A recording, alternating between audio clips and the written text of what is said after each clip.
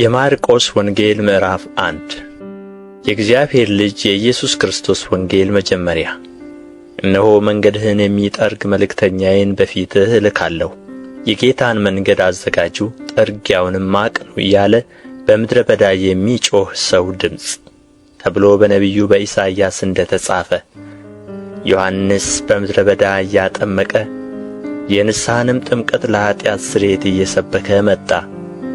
የይሁዳም አገር ሁሉ የኢየሩሳሌምም ሰዎች ሁሉ ወደ እርሱ ይወጡ ነበር፣ ኃጢአታቸውንም እየተናዘዙ በዮርዳኖስ ወንዝ ከእርሱ ይጠመቁ ነበር። ዮሐንስም የግመል ጠጕር ለብሶ በወገቡ ጠፍር ይታጠቅ፣ አንበጣና የበረሃ ማርም ይበላ ነበር። ተጐንብሼም የጫማውን ጠፍር መፍታት የማይገባኝ ከእኔ የሚበረታ በኋላዬ ይመጣል። እኔ በውኃ አጠመቅኋችሁ፣ እርሱ ግን በመንፈስ ቅዱስ ያጠምቃችኋል እያለ ይሰብክ ነበር። በዚያን ወራት ኢየሱስ ከገሊላ ናዝሬት መጥቶ ከዮሐንስ በዮርዳኖስ ወንዝ ተጠመቀ። ወዲያውም ከውኃው በወጣ ጊዜ ሰማያት ሲቀደዱ መንፈስም እንደ ርግብ ሲወርድበት አየና፣ የምወድህ ልጄ አንተ ነህ፣ በአንተ ደስ ይለኛል የሚል ድምፅ ከሰማያት መጣ። ወዲያውም መንፈስ ወደ ምድረ በዳ አወጣው። በምድረ በዳም ከሰይጣን እየተፈተነ 40 ቀን ሰነበተ፣ ከአራዊትም ጋር ነበረ፣ መላእክቱም አገለገሉት። ዮሐንስም አልፎ ከተሰጠ በኋላ ኢየሱስ የእግዚአብሔርን መንግሥት ወንጌል እየሰበከና ዘመኑ ተፈጸመ፣ የእግዚአብሔርን መንግሥት ቀርባለች፣ ንስሐ ግቡ፣ በወንጌልም እመኑ እያለ ወደ ገሊላ መጣ። በገሊላ ባሕርም አጠገብ ሲያልፍ ስምዖንን ወንድሙንም እንድርያስን መረባቸውን ወደ ባሕር ሲጥሉ አየ፣ ዓሣ አጥማጆች ነበሩና። ኢየሱስም በኋላዬ ኑና ሰዎችን አጥማጆች እንድትሆኑ አደርጋችኋለሁ አላቸው። ወዲያውም መረባቸውን ትተው ተከተሉት። ከዚያም ጥቂት እልፍ ብሎ የዘብዴዎስን ልጅ ያዕቆብን ወንድሙንም ዮሐንስን ደግሞ በታንኳ ላይ መረባቸውን ሲያበጁ አየ። ወዲያውም ጠራቸው። አባታቸውንም ዘብዴዎስን ከሞያተኞቹ ጋር በታንኳ ላይ ትተው ተከትለውት ሄዱ። ወደ ቅፍርናሆምም ገቡ። ወዲያውም በሰንበት ወደ ምኵራብ ገብቶ አስተማረ። እንደ ባለ ሥልጣን ያስተምራቸው ነበር እንጂ እንደ ጻፎች አይደለምና በትምህርቱ ተገረሙ። በዚያን ጊዜም በምኵራባቸው ርኩስ መንፈስ ያለው ሰው ነበር። እርሱም የናዝሬቱ ኢየሱስ ሆይ ከአንተ ጋር ምን አለን? ልታጠፋን መጣህን? ማን እንደሆንህ አውቄአለሁ፣ የእግዚአብሔር ቅዱሱ ብሎ ጮኸ። ኢየሱስም ዝም በል ከእርሱ ውጣ ብሎ ገሠጸው። ርኩሱም መንፈስ አንፈራገጠውና በታላቅ ድምፅ ጮኾ ከእርሱ ወጣ። ሁሉም ይህ ምንድር ነው? በሥልጣን ርኩሳን መናፍስትን ያዝዛል፣ እነርሱም ይታዘዙለታልና ይህ አዲስ ትምህርት ምንድር ነው ብለው እስኪጠያየቁ ድረስ አደነቁ። ዝናውም ወዲያው በየስፍራው ወደ ገሊላ ዙሪያ ሁሉ ወጣ። ወዲያውም ከምኵራብ ወጥቶ ከያዕቆብና ከዮሐንስ ጋር ወደ ስምዖንና ወደ እንድርያስ ቤት ገባ። የስምዖንም አማት በንዳድ ታማ ተኝታ ነበር። ስለ እርሷም ወዲያው ነገሩት። ቀርቦም እጇን ይዞ አስነሣት። ንዳዱም ወዲያው ለቀቃትና አገለገለቻቸው። ፀሐይም ገብቶ በመሸ ጊዜ የታመሙትንና አጋንንት ያደረባቸውን ሁሉ ወደ እርሱ አመጡ። ከተማይቱም ሁሉ በደጅ ተሰብስባ ነበር። በልዩ ልዩ ደዌም የታመሙትን ብዙዎችን ፈወሰ፣ ብዙዎችንም አጋንንት አወጣ። አጋንንትም ክርስቶስ መሆኑን አውቀው ነበርና ሊናገሩ አልፈቀደላቸውም። ማለዳም ተነስቶ ገና ሌሊት ሳለ ወጣ፣ ወደ ምድረ በዳም ሄዶ በዚያ ጸለየ። ስምዖንና ከእርሱ ጋር የነበሩትም ገስግሰው ተከተሉት። ባገኙትም ጊዜ ሁሉ ይፈልጉሃል አሉት። እርሱም በዚያ ደግሞ ሊሰብክ ወደ ሌላ ስፍራ በቅርብ ወዳሉ መንደሮች እንሂድ፣ ስለዚህ ወጥቻለሁና አላቸው። በምኵራባቸውም እየሰበከ አጋንንትንም እያወጣ ወደ ገሊላ ሁሉ መጣ። ለምጻምም ወደ እርሱ መጥቶ ተንበረከከና ብትወድስ ልታነጻኝ ትችላለህ ብሎ ለመነው። ኢየሱስም አዘነለት፣ እጁንም ዘርግቶ ዳሰሰውና እወዳለሁ ንጻ አለው። በተናገረም ጊዜ ለምጹ ወዲያው ለቀቀውና ነጻ። በብርቱም ተናግሮ ወዲያው አወጣው። ለማንም አንዳች እንዳትናገር ተጠንቀቅ፣ ነገር ግን ሄደህ ራስህን ለካህን አሳይ፣ ለእነርሱም ምስክር እንዲሆን ስለ መንጻትህ ሙሴ ያዘዘውን አቅርብ አለው። እርሱ ግን ሲወጣ ብዙ ሊሰብክና ነገሩን ሊያወራ ጀመረ። ስለዚህም ኢየሱስ ተገልጦ ወደ ከተማ መግባት ወደ ፊት ተሳነው። ነገር ግን በውጭ በምድረ በዳ ይኖር ነበር፣ ከየስፍራውም ወደ እርሱ ይመጡ ነበር። የማርቆስ ወንጌል ምዕራፍ 2 ከጥቂት ቀን በኋላ ወደ ቅፍርናሆም ደግሞ ገብቶ በቤት እንደሆነ ተሰማ። በደጅ ያለው ስፍራም እስኪጠባቸው ድረስ ብዙ ሰዎች ተሰበሰቡ። ቃሉንም ይነግራቸው ነበር። 4 ሰዎችም የተሸከሙትን ሽባ አመጡለት።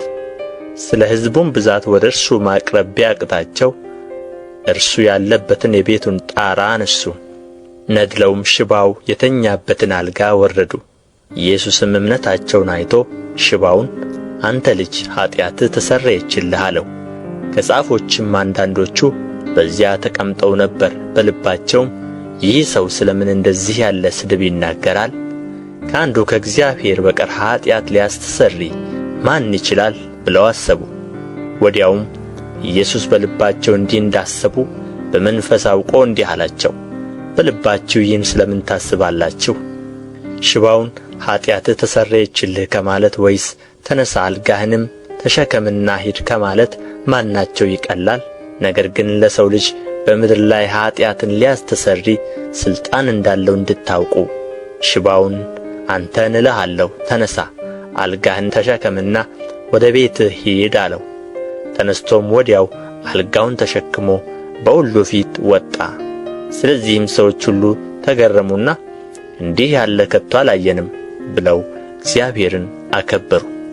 ደግሞም በባሕር አጠገብ ወጣ። ሕዝቡም ሁሉ ወደ እርሱ መጡና አስተማራቸው።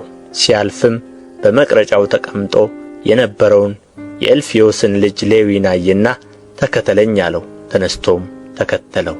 በቤቱም በማዕድ ተቀምጦ ሳለ ብዙ ቀራጮችና ኃጢአተኞች ከኢየሱስና ከደቀ መዛሙርቱ ጋር ተቀመጡ። ብዙ ነበሩ፣ ይከተሉትም ነበር። ጻፎችና ፈሪሳውያንም ከቀራጮችና ከኃጢአተኞች ጋር ሲበላ አይተው ለደቀ መዛሙርቱ ከቀራጮችና ከኃጢአተኞች ጋር የሚበላና የሚጠጣ ስለ ምንድር ነው አሉ። ኢየሱስም ሰምቶ ሕመምተኞች እንጂ ብርቱዎች ባለመድኃኒት አያስፈልጋቸውም፣ ኃጢአተኞችን እንጂ ጻድቃንን ልጠራ አልመጣሁም አላቸው። የዮሐንስ ደቀ መዛሙርትና ፈሪሳውያን ይጦሙ ነበር።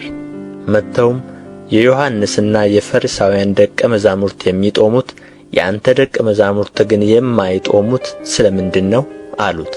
ኢየሱስም አላቸው፣ ሙሽራው ከእነርሱ ጋር ሳለ ሚዜዎች ሊጦሙ ይችላሉን? ሙሽራው ከእነርሱ ጋር ሳለ ሊጦሙ አይችሉም። ነገር ግን ሙሽራው ከእነርሱ የሚወሰድበት ወራት ይመጣል፣ በዚያ ወራትም ይጦማሉ።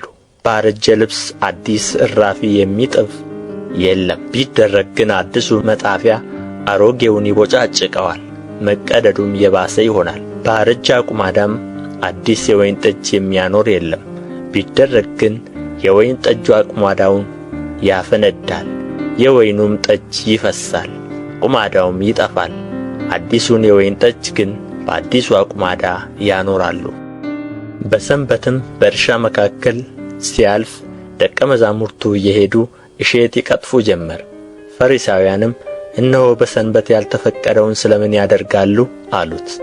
እርሱም ዳዊት ባስፈለገውና በተራበ ጊዜ እርሱ አብሮት ከነበሩት ጋር ያደረገውን አብያተር ሊቀ ካህናት በነበረ ጊዜ ወደ እግዚአብሔር ቤት እንደ ገባ ከካህናት በቀር መብላት ያልተፈቀደውን የመሥዋዕትን እንጀራ እንደ በላ ከእርሱም ጋር ለነበሩት እንደ ሰጣቸው ከቶ አላነበባችሁምን አላቸው። ደግሞ ሰንበት ስለ ሰው ተፈጥሮአል እንጂ ሰው ስለ ሰንበት አልተፈጠረም፣ እንዲሁም የሰው ልጅ ለሰንበት እንኳ ጌታዋ ነው አላቸው። የማርቆስ ወንጌል ምዕራፍ 3 ደግሞም ወደ ምኵራብ ገባ። በዚያም እጁ የሰለለች ሰው ነበር። ሊከሱትም በሰንበት ይፈውሰው እንደሆነ ይጠባበቁት ነበር። እጁ የሰለለችውንም ሰው ተነስተህ ወደ መካከል ና አለው። በሰንበት በጎ ማድረግ ተፈቅዶአልን ወይስ ክፉ? ነፍስ ማዳን ወይስ መግደል አላቸው። እነርሱም ዝም አሉ። ስለ ልባቸውም ድንዛዜ አዝኖ ዙሪያውን እየተመለከተ በቁጣ አያቸው። ሰውየውንም እጅህን ዘርጋ አለው። ዘረጋትም፣ እጁም ዳነች። ፈሪሳውያንም ወጥተው ወዲያው እንዴት አድርገው እንዲያጠፉት ከሄሮድስ ወገን ጋር ተማከሩበት። ኢየሱስም ከደቀ መዛሙርቱ ጋር ወደ ባሕር ፈቀቅ አለ። ከገሊላ የመጡም ብዙ ሰዎች ተከተሉት። እንዴት ትልቅ ነገርም እንዳደረገ ሰምተው ብዙ ሰዎች ከይሁዳ ከኢየሩሳሌምም ከኤዶምያስም ከዮርዳኖስም ማዶ ከጢሮስና ከሲዶና ምድርም ወደ እርሱ መጡ። ሰዎቹም እንዳያጋፉት ታንኳን ያቆዩለት ዘንድ ደቀ መዛሙርቱን አዘዛቸው። ብዙ ሰዎችን አድኖ ነበርና፣ ስለዚህም ሥቃይ ያለባቸው ሁሉ እንዲዳስሱት ይወድቁበት ነበር። ርኩሳን መናፍስትም ባዩት ጊዜ በፊቱ ተደፍተው አንተ የእግዚአብሔር ልጅ ነህ እያሉ ጮኹ። እንዳይገልጡትም በጣም አዘዛቸው። ወደ ተራራም ወጣ። ራሱም የወደዳቸውን ወደ እርሱ ጠራ። ወደ እርሱም ሄዱ። ከእርሱ ጋር እንዲኖሩና ለመስበክ እንዲልካቸው ድውዮችንም ሊፈውሱ አጋንንትንም ሊያወጡ ሥልጣን ይሆንላቸው ዘንድ 12 አደረገ። ስምዖንንም ጴጥሮስ ብሎ ሰየመው፣ የዘብዴዎስንም ልጅ ያዕቆብን፣ የያዕቆብንም ወንድም ዮሐንስን ቦአኔርጌስ ብሎ ሰየማቸው፣ የነጎድጓድ ልጆች ማለት ነው። እንድርያስንም ፊልጶስንም በርተሎሜዎስንም ማቴዎስንም ቶማስንም የእልፍዮስን ልጅ ያዕቆብንም ታዴዎስንም ቀነናዊውንም ስምዖንን አሳልፎ የሰጠውንም የአስቆሮቱን ይሁዳን። ወደ ቤትም መጡ። እንጀራም መብላት እንኳ እስኪሳናቸው ድረስ እንደገና ብዙ ሰዎች ተሰበሰቡ። ዘመዶቹም ሰምተው አበደ ብለዋልና ሊይዙት ወጡ። ከኢየሩሳሌም የወረዱ ጻፎችም ብዔልዜቡል አለበት፣ ደግሞ በአጋንንት አለቃ አጋንንትን ያወጣል ብለው ተናገሩ። እነርሱንም ወደ እርሱ ጠርቶ በምሳሌ አላቸው። ሰይጣን ሰይጣንን ሊያወጣው እንዴት ይችላል?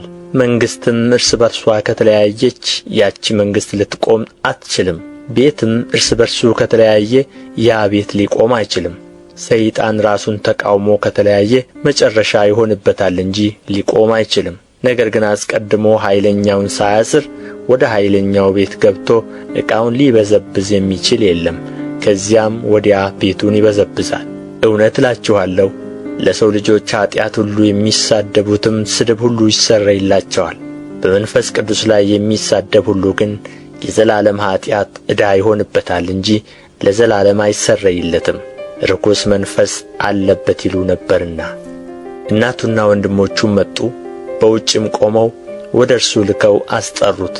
ብዙ ሰዎችም በዙሪያው ተቀምጠው ነበሩና እነሆ እናትህ ወንድሞችህም በውጭ ቆመው ይፈልጉሃል አሉት።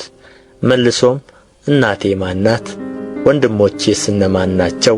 አላቸው። በዙሪያውም ተቀምጠው ወደ ነበሩትም ተመለከተና እነሆ እናቴ ወንድሞቼም፣ የእግዚአብሔርን ፈቃድ የሚያደርግ ሁሉ እርሱ ወንድሜ ነው፣ እህቴም እናቴም አለ። የማርቆስ ወንጌል ምዕራፍ 4 ደግሞም በባሕር ዳር ሊያስተምር ጀመረ። እጅግ ብዙ ሰዎችም ወደ እርሱ ስለ ተሰበሰቡ እርሱ በታንኳ ገብቶ በባሕር ላይ ተቀመጠ። ሕዝቡም ሁሉ በባሕር ዳር በምድር ላይ ነበሩ። በምሳሌም ብዙ ያስተምራቸው ነበር። በትምህርቱም አላቸው፣ ስሙ፣ እነሆ ዘሪ ሊዘራ ወጣ። ሲዘራም አንዳንዱ በመንገድ ዳር ወደቀና ወፎች መጥተው በሉት። ሌላውም ብዙ መሬት በሌለበት በጭንጫ ላይ ወደቀና ጥልቅ መሬት ስላልነበረው ወዲያው በቀለ። ፀሐይም ሲወጣ ጠወለገ፣ ሥርም ስላልነበረው ደረቀ። ሌላውም በእሾህ መካከል ወደቀ፣ እሾህም ወጣና አነቀው፣ ፍሬም አልሰጠም። ሌላውም በመልካም መሬት ላይ ወደቀና ወጥቶ አድጎ ፍሬ ሰጠ። አንዱም 30 አንዱም 60 አንዱም 100 አፈራ። የሚሰማ ጆሮ ያለው ይስማ አለ። ብቻውንም በሆነ ጊዜ በዙሪያው የነበሩት ከ12ቱ ጋር ስለ ምሳሌው ጠየቁት። እንዲህም አላቸው፣ ለእናንተ የእግዚአብሔርን መንግሥት ምሥጢር ማወቅ ተሰጥቶአችኋል። በውጭ ላሉት ግን አይተው እንዲያዩ እንዳይመለከቱም፣ ሰምተውም እንዲሰሙ እንዳያስተውሉም፣ እንዳይመለሱ ኀጢአታቸውም እንዳይሰረይላቸው ነገር ሁሉ በምሳሌ ይሆንባቸዋል አላቸውም። ይህን ምሳሌ አታውቁምን? እንዴትስ ምሳሌዎቹን ሁሉ ታውቃላችሁ? ዘሪው ቃሉን ይዘራል። ቃሉን በተዘራበት በመንገድ ዳር የሆኑት እነዚህ ናቸው። በሰሙት ጊዜም ሰይጣን ወዲያው መጥቶ በልባቸው የተዘራውን ቃል ይወስዳል። እንዲሁም በጭንጫ ላይ የተዘሩት እነዚህ ናቸው። ቃሉንም ሰምተው ወዲያው በደስታ ይቀበሉታል። ለጊዜው ነው እንጂ በእነርሱ ሥር የላቸውም። ኋላም በቃሉ ምክንያት መከራ ወይም ስደት በሆነ ጊዜ ወዲያው ይሰናከላሉ። በእሾህም የተዘሩት ሌሎች ናቸው። ቃሉን የሰሙት እነዚህ ናቸው። የዚህ ዓለም ሐሳብና የባለጠግነት ማታለል የሌላውም ነገር ምኞት ገብተው ቃሉን ያንቃሉ፣ የማያፈራም ይሆናል። በመልካምም መሬት የተዘሩት ቃሉን ሰምተው የሚቀበሉት አንዱም 30 አንዱም 60 አንዱም 100 ፍሬ የሚያፈሩት እነዚህ ናቸው። እንዲህም አላቸው፣ መብራትን ከዕንቅብ ወይም ከአልጋ በታች ሊያኖሩት ያመጡታልን? በመቅረዝ ላይ ሊያኖሩት አይደለምን? እንዲገለጥ ባይሆን የተሰወረ የለምና ወደ ግልጥ እንዲመጣ እንጂ የተሸሸገ የለም። የሚሰማ ጆሮ ያለው ቢኖር ይስማ አላቸውም። ምን እንድትሰሙ ተጠበቁ። በምትሰፍሩበት መስፈሪያ ይሰፈርላችኋል፣ ለእናንተም ይጨመርላችኋል። ላለው ይሰጠዋልና ከሌለው ያው ያለው እንኳ ይወሰድበታል። እርሱም አለ፣ በምድር ዘርን እንደሚዘራ ሰው የእግዚአብሔር መንግሥት እንደዚህ ናት። ሌሊትና ቀን ይተኛልም ይነሣልም፣ እርሱም እንዴት እንደሚሆን ሳያውቅ ዘሩ ይበቅላል ያድግማል። ምድሪቱም አውቃ በመጀመሪያ ቡቃያ፣ ኋላም ዛላ፣ ኋላም በዛላው ፍጹም ሰብል ታፈራለች። ፍሬ ግን ሲበስል መከር ደርሶአልና ወዲያው ማጭድ ይልካል። እርሱም አለ፣ የእግዚአብሔርን መንግሥት በምን እናስመስላታለን? ወይስ በምን ምሳሌ እንመስላታለን? እንደ ሰናፍጭ ቅንጣት ናት። እርሷም በምድር በተዘራች ጊዜ በምድር ካለ ዘር ሁሉ ታንሳለች። በተዘራችም ጊዜ ትወጣለች፣ ከአትክልትም ሁሉ የምትበልጥ ትሆናለች። የሰማይ ወፎችም በጥላዋ ሊሰፍሩ እስኪችሉ ታላላቅ ቅርንጫፎች ታደርጋለች። መስማትም በሚችሉበት መጠን እነዚህን በሚመስል በብዙ ምሳሌ ቃሉን ይነግራቸው ነበር። ያለ ምሳሌ ግን አልነገራቸውም። ለብቻቸውም ሲሆኑ ነገሩን ሁሉ ለገዛ ደቀ መዛሙርቱ ይፈታላቸው ነበር። በዚያም ቀን በመሸ ጊዜ ወደ ማዶ እንሻገር አላቸው። ሕዝቡንም ትተው በታንኳ እንዲያው ወሰዱት። ሌሎች ታንኳዎች ከእርሱ ጋር ነበሩ። ብርቱ አውሎ ነፋስም ተነሣና ውኃ በታንኳይቱ እስኪሞላ ድረስ ማዕበሉ በታንኳይቱ ይገባ ነበር። እርሱም በስተኋላዋ ትራስ ተንተርሶ ተኝቶ ነበር። አንቅተውም መምህር ሆይ ስንጠፋ አይገድህምን አሉት። ነቅቶም ነፋሱን ገሠጸው፣ ባሕሩንም ዝም በል ጸጥ በል አለው። ነፋሱም ተወ፣ ታላቅ ጸጥታም ሆነ። እንግዲህ የምትፈሩ ስለ ምን ነው? እንዴትስ እምነት የላችሁም አላቸው። እጅግም ፈሩና እንግዲህ ነፋስም ባሕርም የሚታዘዙለት ይህ ማን ነው ተባባሉ። የማርቆስ ወንጌል ምዕራፍ 5 ወደ ባሕር ማዶም ወደ ገርጌሴኖን አገር መጡ። ከታንኳይቱም በወጣ ጊዜ ርኩስ መንፈስ የያዘው ሰው ከመቃብር ወጥቶ ወዲያው ተገናኘው። እርሱም በመቃብር ይኖር ነበር። በሰንሰለትም እንኳ ማንም ሊያስረው በዚያን ጊዜ አይችልም ነበር። ብዙ ጊዜ በእግር ብረትና በሰንሰለት ይታሰር ነበርና፣ ዳሩ ግን ሰንሰለቱን ይበጣጥስ እግር ብረቱንም ይሰባብር ነበር። ሊያሸንፈውም የሚችል አልነበረም።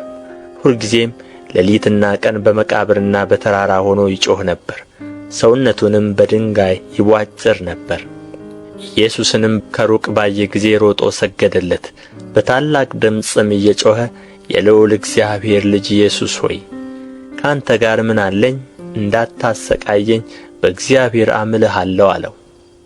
አንተ ርኩስ መንፈስ ከዚህ ሰው ውጣ ብሎት ነበርና ስምህ ማን ነው ብሎ ጠየቀው። ብዙዎች ነንና ስሜ ሌጌዎን ነው አለው። ከአገርም ውጭ እንዳይሰዳቸው አጥብቆ ለመነው። በዚያም በተራራ ጥግ ብዙ የእሪያ መንጋ ይሰማራ ነበርና ወደ እሪያዎቹ እንድንገባ ስደደን ብለው ለመኑት። ኢየሱስም ፈቀደላቸው። ርኩሳን መናፍስቱም ወጥተው ወደ እሪያዎች ገቡ። 2000 የሚያህሉ መንጋ ከአፋፉ ወደ ባሕር ተጣደፉና በባሕር ሰጠሙ። እረኞቹም ሸሽተው በከተማውና በአገሩ አወሩ። ነገሩም ምን እንደሆነ ለማየት መጡ። ወደ ኢየሱስም መጡ። አጋንንትም ያደሩበትን ሌጌዎን የነበረበትን ሰው ተቀምጦ ለብሶም ልቡም ተመልሶ አዩና ፈሩ። ያዩት ሰዎችም አጋንንት ላደሩበት ሰው የሆነውንና ስለ እሪያዎቹ ተረኩላቸው። ከአገራቸውም እንዲሄድላቸው ይለምኑት ጀመር። ወደ ታንኳይቱም በገባ ጊዜ አጋንንት አድረውበት የነበረው ሰው ከእርሱ ጋር እንዲኖር ለመነው። ኢየሱስም አልፈቀደለትም። ነገር ግን ወደ ቤትህ በቤተ ሰዎችህ ዘንድ ሄደህ ጌታ እንዴት ያለ ታላቅ ነገር እንዳደረገልህ እንዴትስ እንደማረህ አውራላቸው አለው። ሄዶም ኢየሱስ እንዴት ያለ ታላቅ ነገር እንዳደረገለት 10 ከተማ በሚባል አገር ይሰብክ ጀመር። ሁሉም ተደነቁ። ኢየሱስም ደግሞ በታንኳይቱ ወደ ማዶ ከተሻገረ በኋላ ብዙ ሰዎች ወደ እርሱ ተሰበሰቡ። በባሕርም አጠገብ ነበረ። ኢያኢሮስ የተባለ ከምኵራብ አለቆች አንዱ መጣ።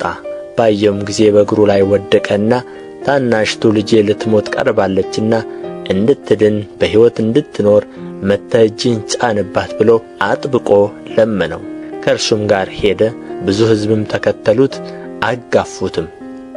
ከ12 ዓመት ጀምሮ ደም የሚፈሳት ሴት ነበረች። ከብዙ ባለመድኃኒቶች ብዙ ተሰቃየች። ገንዘቧንም ሁሉ ከስራ ባሰባት እንጂ ምንም አልተጠቀመችም። የኢየሱስንም ወሬ ሰምታ በስተኋላው በሰዎች መካከል መጥታ ልብሱን ዳሰሰች። ልብሱን ብቻ የዳሰስሁ እንደሆን እድናለሁ ብላለችና። ወዲያውም የደሟ ምንጭ ደረቀ። ከሥቃይዋም እንደ ዳነች በሰውነቷ አወቀች። ወዲያውም ኢየሱስ ከእርሱ ኃይል እንደ ወጣ በገዛ ራሱ አውቆ በሕዝቡ መካከል ዘወር ብሎ ልብሴን የዳሰሰ ማን ነው አለ። ደቀ መዛሙርቱም ሕዝቡ ሲያጋፉህ እያየህ ማን ዳሰሰኝ ትላለህን አሉት። ይህንም ያደረገችውን ለማየት ዘወር ብሎ ይመለከት ነበር። ሴቲቱ ግን የተደረገላትን ስላወቀች እየፈራች እየተንቀጠቀጠችም መጥታ በፊቱ ተደፋች፣ እውነቱንም ሁሉ ነገረችው። እርሱም ልጄ ሆይ እምነትሽ አድኖሻል፣ በሰላም ሂጂ፣ ከሥቃይሽም ተፈወሽ አላት። እርሱም ገና ሲናገር ከምኵራብ አለቃው ቤት ዘንድ የመጡት ልጅህ ሞታለች፣ ስለ ምን መምህሩን አሁን ታደክመዋለህ አሉት። ኢየሱስ ግን የተናገሩትን ቃል አድምጦ ለምኵራቡ አለቃ እመን ብቻ እንጂ አትፍራ አለው። ከጴጥሮስም ከያዕቆብም ወንድም ከዮሐንስ በቀር ማንም እንዲከተለው አልፈቀደም። ወደ ምኵራቡ አለቃ ቤትም መጥቶ ሰዎች ሲንጫጩና ሲያለቅሱ ዋይታም ሲያበዙ አየ። ገብቶም ስለ ምን ትንጫጫላችሁ ታለቅሳላችሁም? ብላቴናይቱ ተኝታለች እንጂ አልሞተችም አላቸው። በጣምም ሳቁበት። እርሱ ግን ሁሉን አስወጥቶ የብላቴናይቱን አባትና እናትም ከእርሱ ጋር የነበሩትንም ይዞ ብላቴናይቱ ወዳለችበት ገባ። የብላቴናይቱንም እጅ ይዞ ጣሊታ ቁሚ አላት። ፍቺውም አንቺ ብላቴና ተነሽ እልሻለሁ ነው። ብላቴናይቱም የ12 ዓመት ልጅ ነበረችና ወዲያው ቆማ ተመላለሰች። ወዲያውም ታላቅ መገረም ተገረሙ። ይህንም ማንም እንዳያውቅ አጥብቆ አዟቸው የምትበላውን ስጧት አላቸው። የማርቆስ ወንጌል ምዕራፍ 6 ከዚያም ወጥቶ ወደ ገዛ አገሩ መጣ። ደቀ መዛሙርቱም ተከተሉት። ሰንበትም በሆነ ጊዜ በምኵራብ ያስተምር ጀመር። ብዙዎችም ሰምተው ተገረሙና እነዚህን ነገሮች ይህ ከወዴት አገኛቸው? ለዚህ የተሰጠችው ጥበብ ምንድር ናት? በእጁም የሚደረግ እንደነዚህ ያሉ ተአምራት ምንድናቸው? ይህስ ጸራቢው የማርያም ልጅ ያዕቆብም የዮሳም የይሁዳም የስምዖንም ወንድም አይደለምን? እህቶቹስ በዚህ በእኛ ዘንድ አይደሉምን? አሉ። ይሰናከሉበትም ነበር። ኢየሱስም ነቢይ ከገዛ አገሩና ከገዛ ዘመዶቹ ከገዛ ቤቱም በቀር ሳይከበር አይቀርም አላቸው። በዚያም በጥቂቶች ድውዮች ላይ እጁን ጭኖ ከመፈወስ በቀር ተአምር ሊያደርግ ምንም አልቻለም። ስለ አለማመናቸውም ተደነቀ። በመንደሮችም እያስተማረ ይዞር ነበር። 12ቱንም ወደ እርሱ ጠራ፣ ሁለቱንም ይልካቸው ጀመር።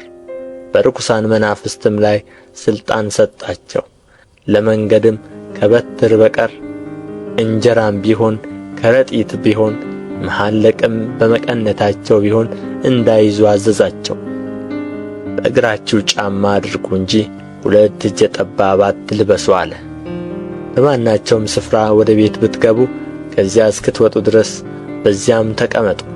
ከማይቀበሏችሁና ከማይሰሟችሁ ስፍራ ሁሉ ከዚያ ወጥታችሁ ምስክር ይሆንባቸው ዘንድ ከእግራችሁ በታች ያለውን ትቢያ አራግፉ። እውነት እላችኋለሁ ከዚያች ከተማ ይልቅ ለሰዶምና ለገሞራ በፍርድ ቀን ይቀልላቸዋል አላቸው። ወጥተውም ንስሐ እንዲገቡ ሰበኩ። ብዙ አጋንንትንም አወጡ፣ ብዙ ድውዮችንም ዘይት እየቀቡ ፈወሱአቸው።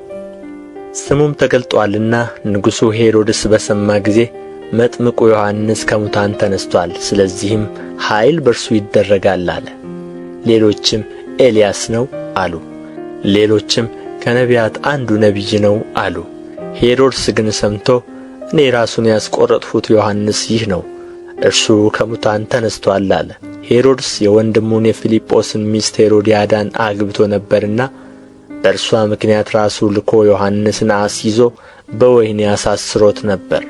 ዮሐንስ ሄሮድስን የወንድምህ ሚስት ለአንተ ልትሆን አልተፈቀደም ይለው ነበርና፣ ሄሮድያዳ ግን ተቃውማው ልትገድለው ትፈልግ ነበር፣ አልቻለችም። ሄሮድስ ዮሐንስ ጻድቅና ቅዱስ ሰው እንደሆነ አውቆ ይፈራውና ይጠባበቀው ነበር።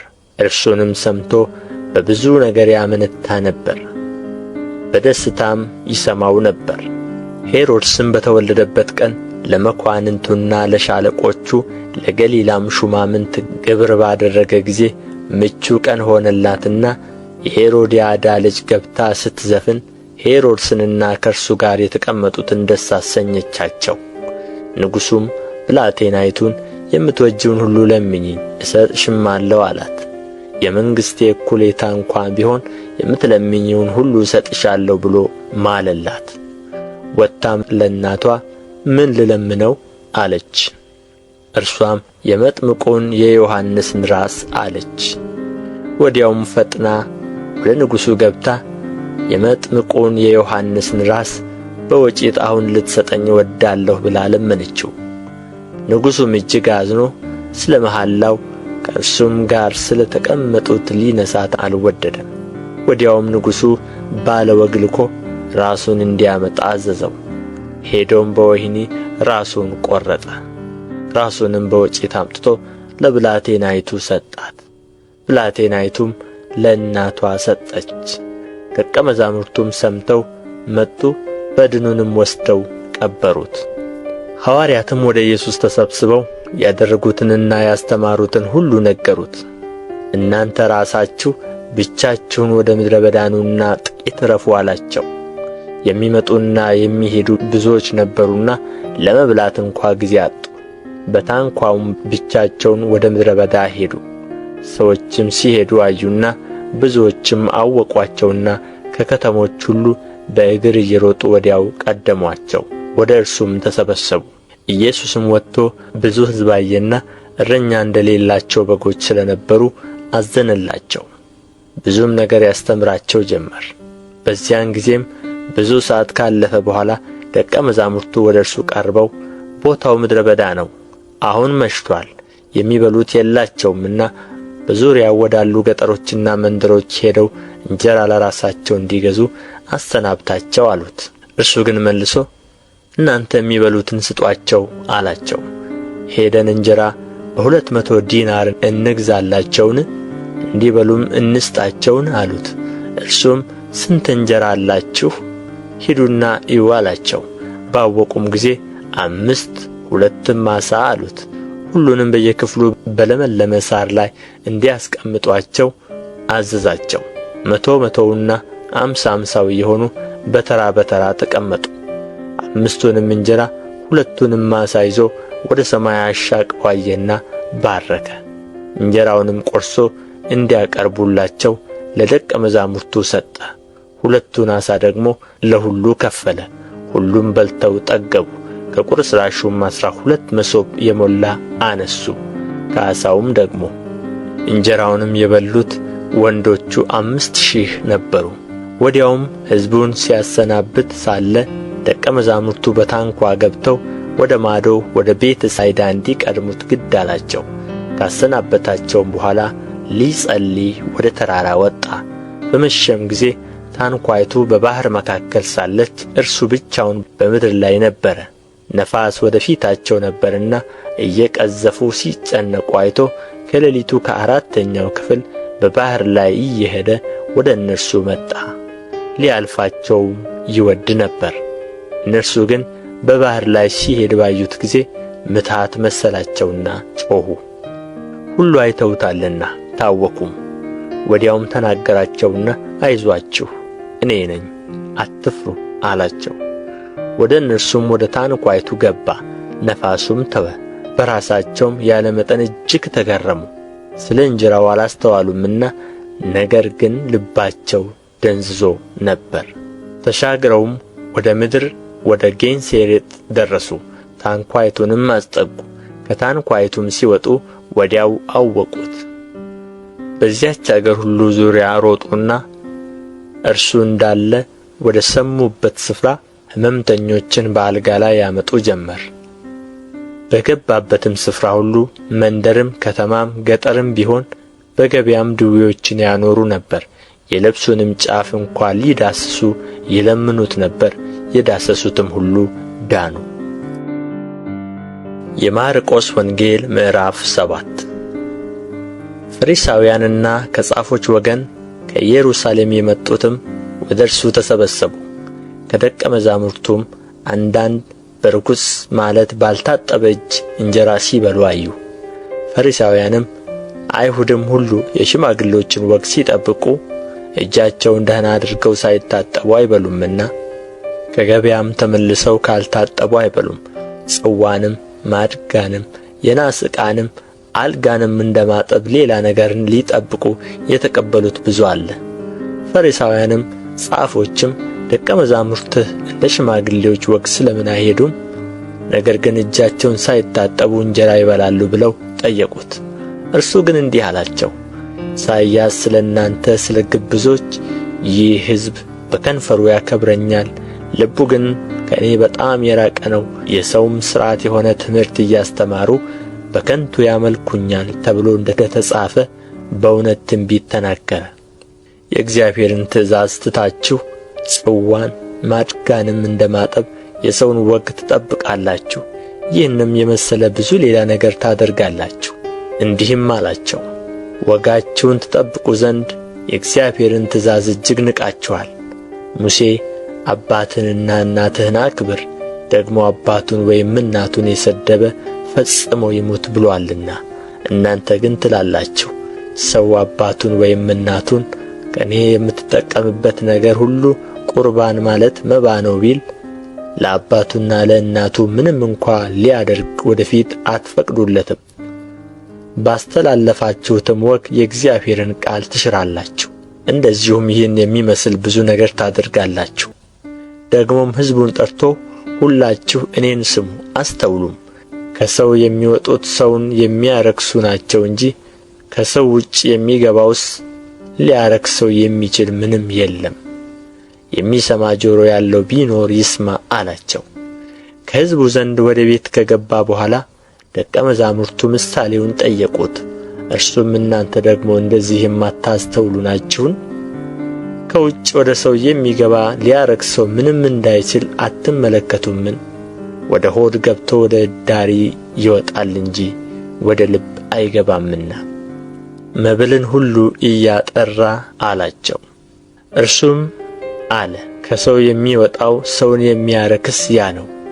ከውስጥ ከሰው ልብ የሚወጣ ክፉ ሐሳብ፣ ዝሙት፣ መስረቅ፣ መግደል፣ ምንዝርነት፣ መጎምጀት፣ ክፋት፣ ተንኰል፣ መዳራት፣ ምቀኝነት፣ ስድብ፣ ትዕቢት፣ ስንፍና ናቸውና ይህ ክፉ ሁሉ ከውስጥ ይወጣል፣ ሰውን ያረክሰዋል።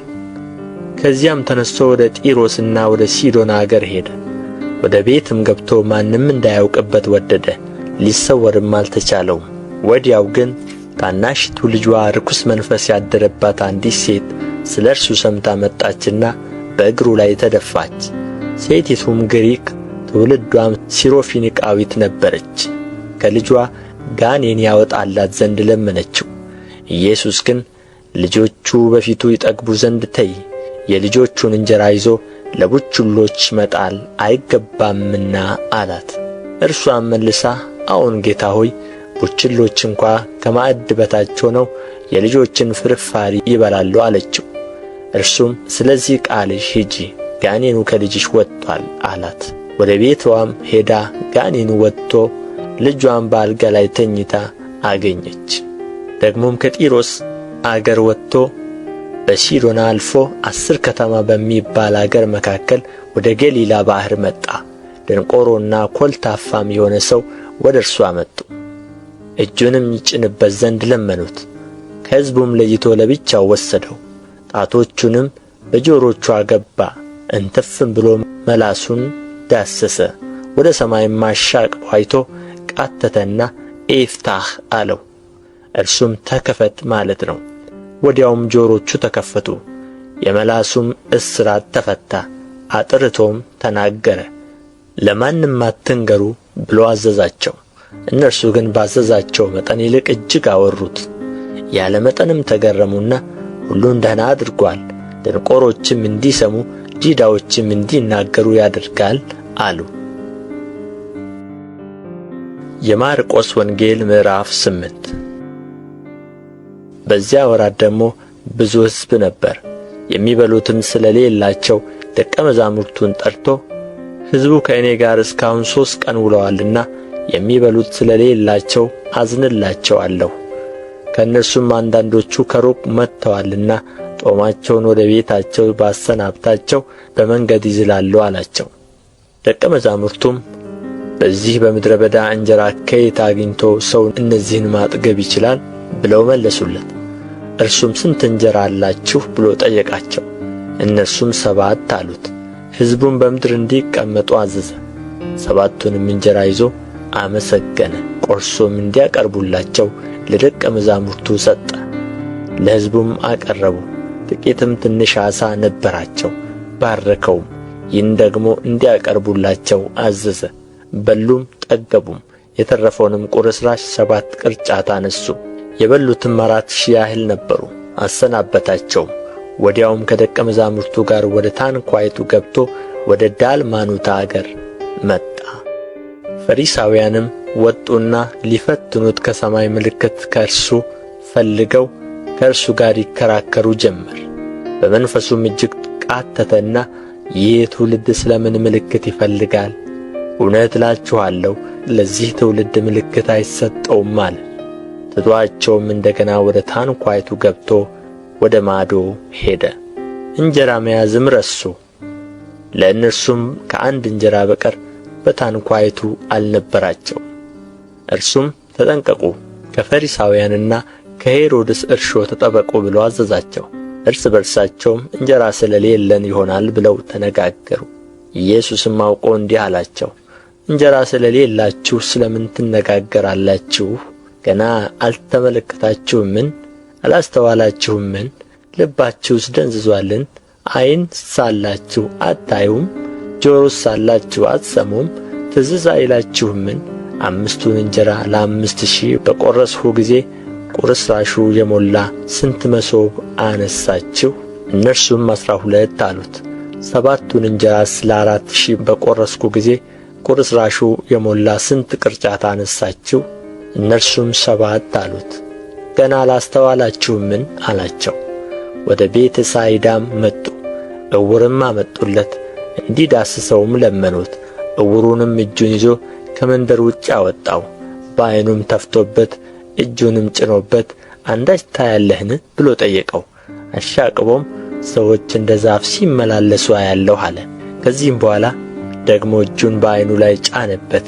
አጥርቶም አየና ዳነም። ከሩቅም ሳይቀር ሁሉን ተመለከተ። ወደ ቤቱም ሰደደውና ወደ መንደሩ አትግባ፣ በመንደሩም ለማንም አንዳች አትናገር አለው። ኢየሱስና ደቀ መዛሙርቱም በፊልጶስ ቂሳርያ ወዳሉ መንደሮች ወጡ። በመንገድም ሰዎች እኔ ማን እንደሆንኩ ይላሉ ብሎ ደቀ መዛሙርቱን ጠየቃቸው። እነርሱም መጥምቁ ዮሐንስ፣ ሌሎችም ኤልያስ፣ ሌሎችም ከነቢያት አንዱ ብለው ነገሩት። እናንተስ እኔ ማን እንደሆንኩ ትላላችሁ ብሎ ጠየቃቸው። ጴጥሮስም አንተ ክርስቶስ ነህ ብሎ መለሰለት። ስለ እርሱም ለማንም እንዳይናገሩ አዘዛቸው። የሰው ልጅ ብዙ መከራ ሊቀበል ከሽማግሌዎችም ከካህናት አለቆችም ከጻፎችም ሊጣል ሊገደልም ከሦስት ቀንም በኋላ ሊነሣ እንዲገባው ያስተምራቸው ጀመር። ቃሉንም ገልጦ ይናገር ነበር። ጴጥሮስም ወደ እርሱ ወስዶ ይገሥጸው ጀመር። እርሱ ግን ዘወር አለ። ደቀ መዛሙርቱንም አይቶ ጴጥሮስን ገሠጸውና ወደ ኋላዬ ሂድ አንተ ሰይጣን፣ የሰውን እንጂ የእግዚአብሔርን ነገር አታስብምና አለ። ሕዝቡንም ከደቀ መዛሙርቱ ጋር ጠርቶ እንዲህ አላቸው፣ በኋላዬ ሊመጣ የሚወድ ቢኖር ራሱን ይካድ፣ መስቀሉንም ተሸክሞ ይከተለኝ። ነፍሱን ሊያድን የሚወድ ሁሉ ያጠፋታልና፣ ስለ እኔና ስለ ወንጌል ነፍሱን የሚያጠፋ ሁሉ ግን ያድናታል። ሰው ዓለምን ሁሉ ቢያተርፍ ነፍሱን ቢያጐድል ምን ይጠቅመዋል? ሰውስ ስለ ነፍሱ ቤዛ ምን ይሰጣል? በዚህ በዘማዊና በኃጢአተኛ ትውልድ መካከል በእኔና በቃሌ የሚያፍር ሁሉ የሰው ልጅ ደግሞ በአባቱ ክብር ከቅዱሳን መላእክት ጋር በመጣ ጊዜ በእርሱ ያፍርበታል። የማርቆስ ወንጌል ምዕራፍ 9። እውነት እላችኋለሁ ከዚህ ከቆሙት ሰዎች የእግዚአብሔር መንግሥት በኃይል ስትመጣ እስኪያዩ ድረስ ሞትን የማይቀምሱ አንዳንዶች አሉ አላቸው። ከስድስት ቀንም በኋላ ኢየሱስ ጴጥሮስንና ያዕቆብን ዮሐንስንም ይዞ ወደ ረጅም ተራራ ብቻቸውን አወጣቸው። በፊታቸውም ተለወጠ፣ ልብሱም አንጸባረቀ፣ አጣቢም በምድር ላይ እንደዚያ ሊያነጣው እስከማይችል በጣም ነጭ ሆነ። ኤልያስና ሙሴም ታዩአቸው፣ ከኢየሱስም ጋር ይነጋገሩ ነበር። ጴጥሮስም መልሶ ኢየሱስን መምህር ሆይ በዚህ መሆን ለእኛ መልካም ነውና አንድ ለአንተ አንድም ለሙሴ አንድም ለኤልያስ 3 ዳሶች እንሥራ አለው። እጅግ ስለ ፈሩ የሚለውን አያውቅም ነበር። ደመናም መጥቶ ጋረዳቸው። ከደመናውም የምወደው ልጄ ይህ ነው፣ እርሱን ስሙት የሚል ድምፅ መጣ። ድንገትም ዞረው ሲመለከቱ ከእነርሱ ጋር ከኢየሱስ ብቻ በቀር ማንንም አላዩ። ከተራራውም ሲወርዱ የሰው ልጅ ከሙታን እስኪነሣ ድረስ ያዩትን ለማንም እንዳይናገሩ አዘዛቸው። ቃሉንም ይዘው ከሙታን መነሣት ምንድር ነው እያሉ እርስ በርሳቸው ተጠያየቁ። እነርሱም ኤልያስ አስቀድሞ ሊመጣ እንዲገባው ጻፎች ስለ ምን ይላሉ ብለው ጠየቁት። እርሱም መልሶ ኤልያስማ አስቀድሞ ይመጣል፣ ሁሉንም ያቀናናል፣ ስለ ሰው ልጅ እንዴት ተብሎ ተጽፏል፣ ብዙ መከራ እንዲቀበል እንዲናቅም።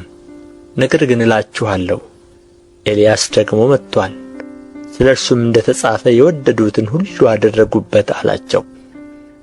ወደ ደቀ መዛሙርቱም በመጣ ጊዜ ብዙ ሕዝብ ሲከቧቸው፣ ጻፎችም ከእነርሱ ጋር ሲከራከሩ አየ።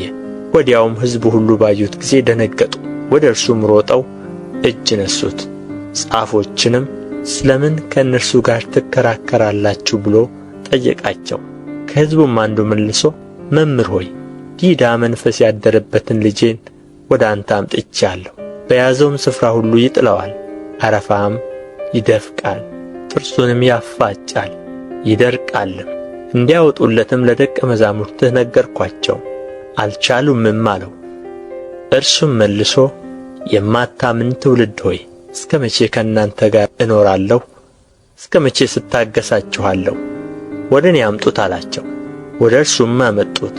እርሱንም ባየ ጊዜ ያ መንፈስ ወዲያው አንፈራገጠው፣ ወደ ምድርም ወድቆ አረፋ እየደፈቀ ተንፈራፈረ። አባቱንም ይህ ከያዘው ስንት ዘመን ነው ብሎ ጠየቀው።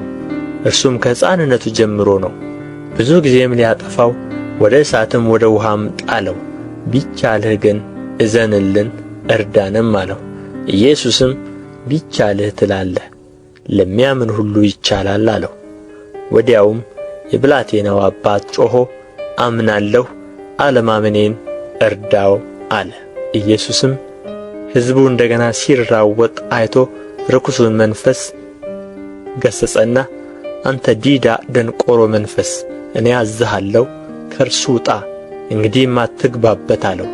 ጮኾም እጅግም አንፈራግጦት ወጣ። ብዙዎችም ሞተ እስኪሉ ድረስ እንደ ሙት ሆነ። ኢየሱስ ግን እጁን ይዞ አስነሣና ቆመም። ወደ ቤትም ከገባ በኋላ ደቀ መዛሙርቱ እኛ ልናወጣው ያልቻልን ስለ ምንድር ነው ብለው ብቻውን ጠየቁት።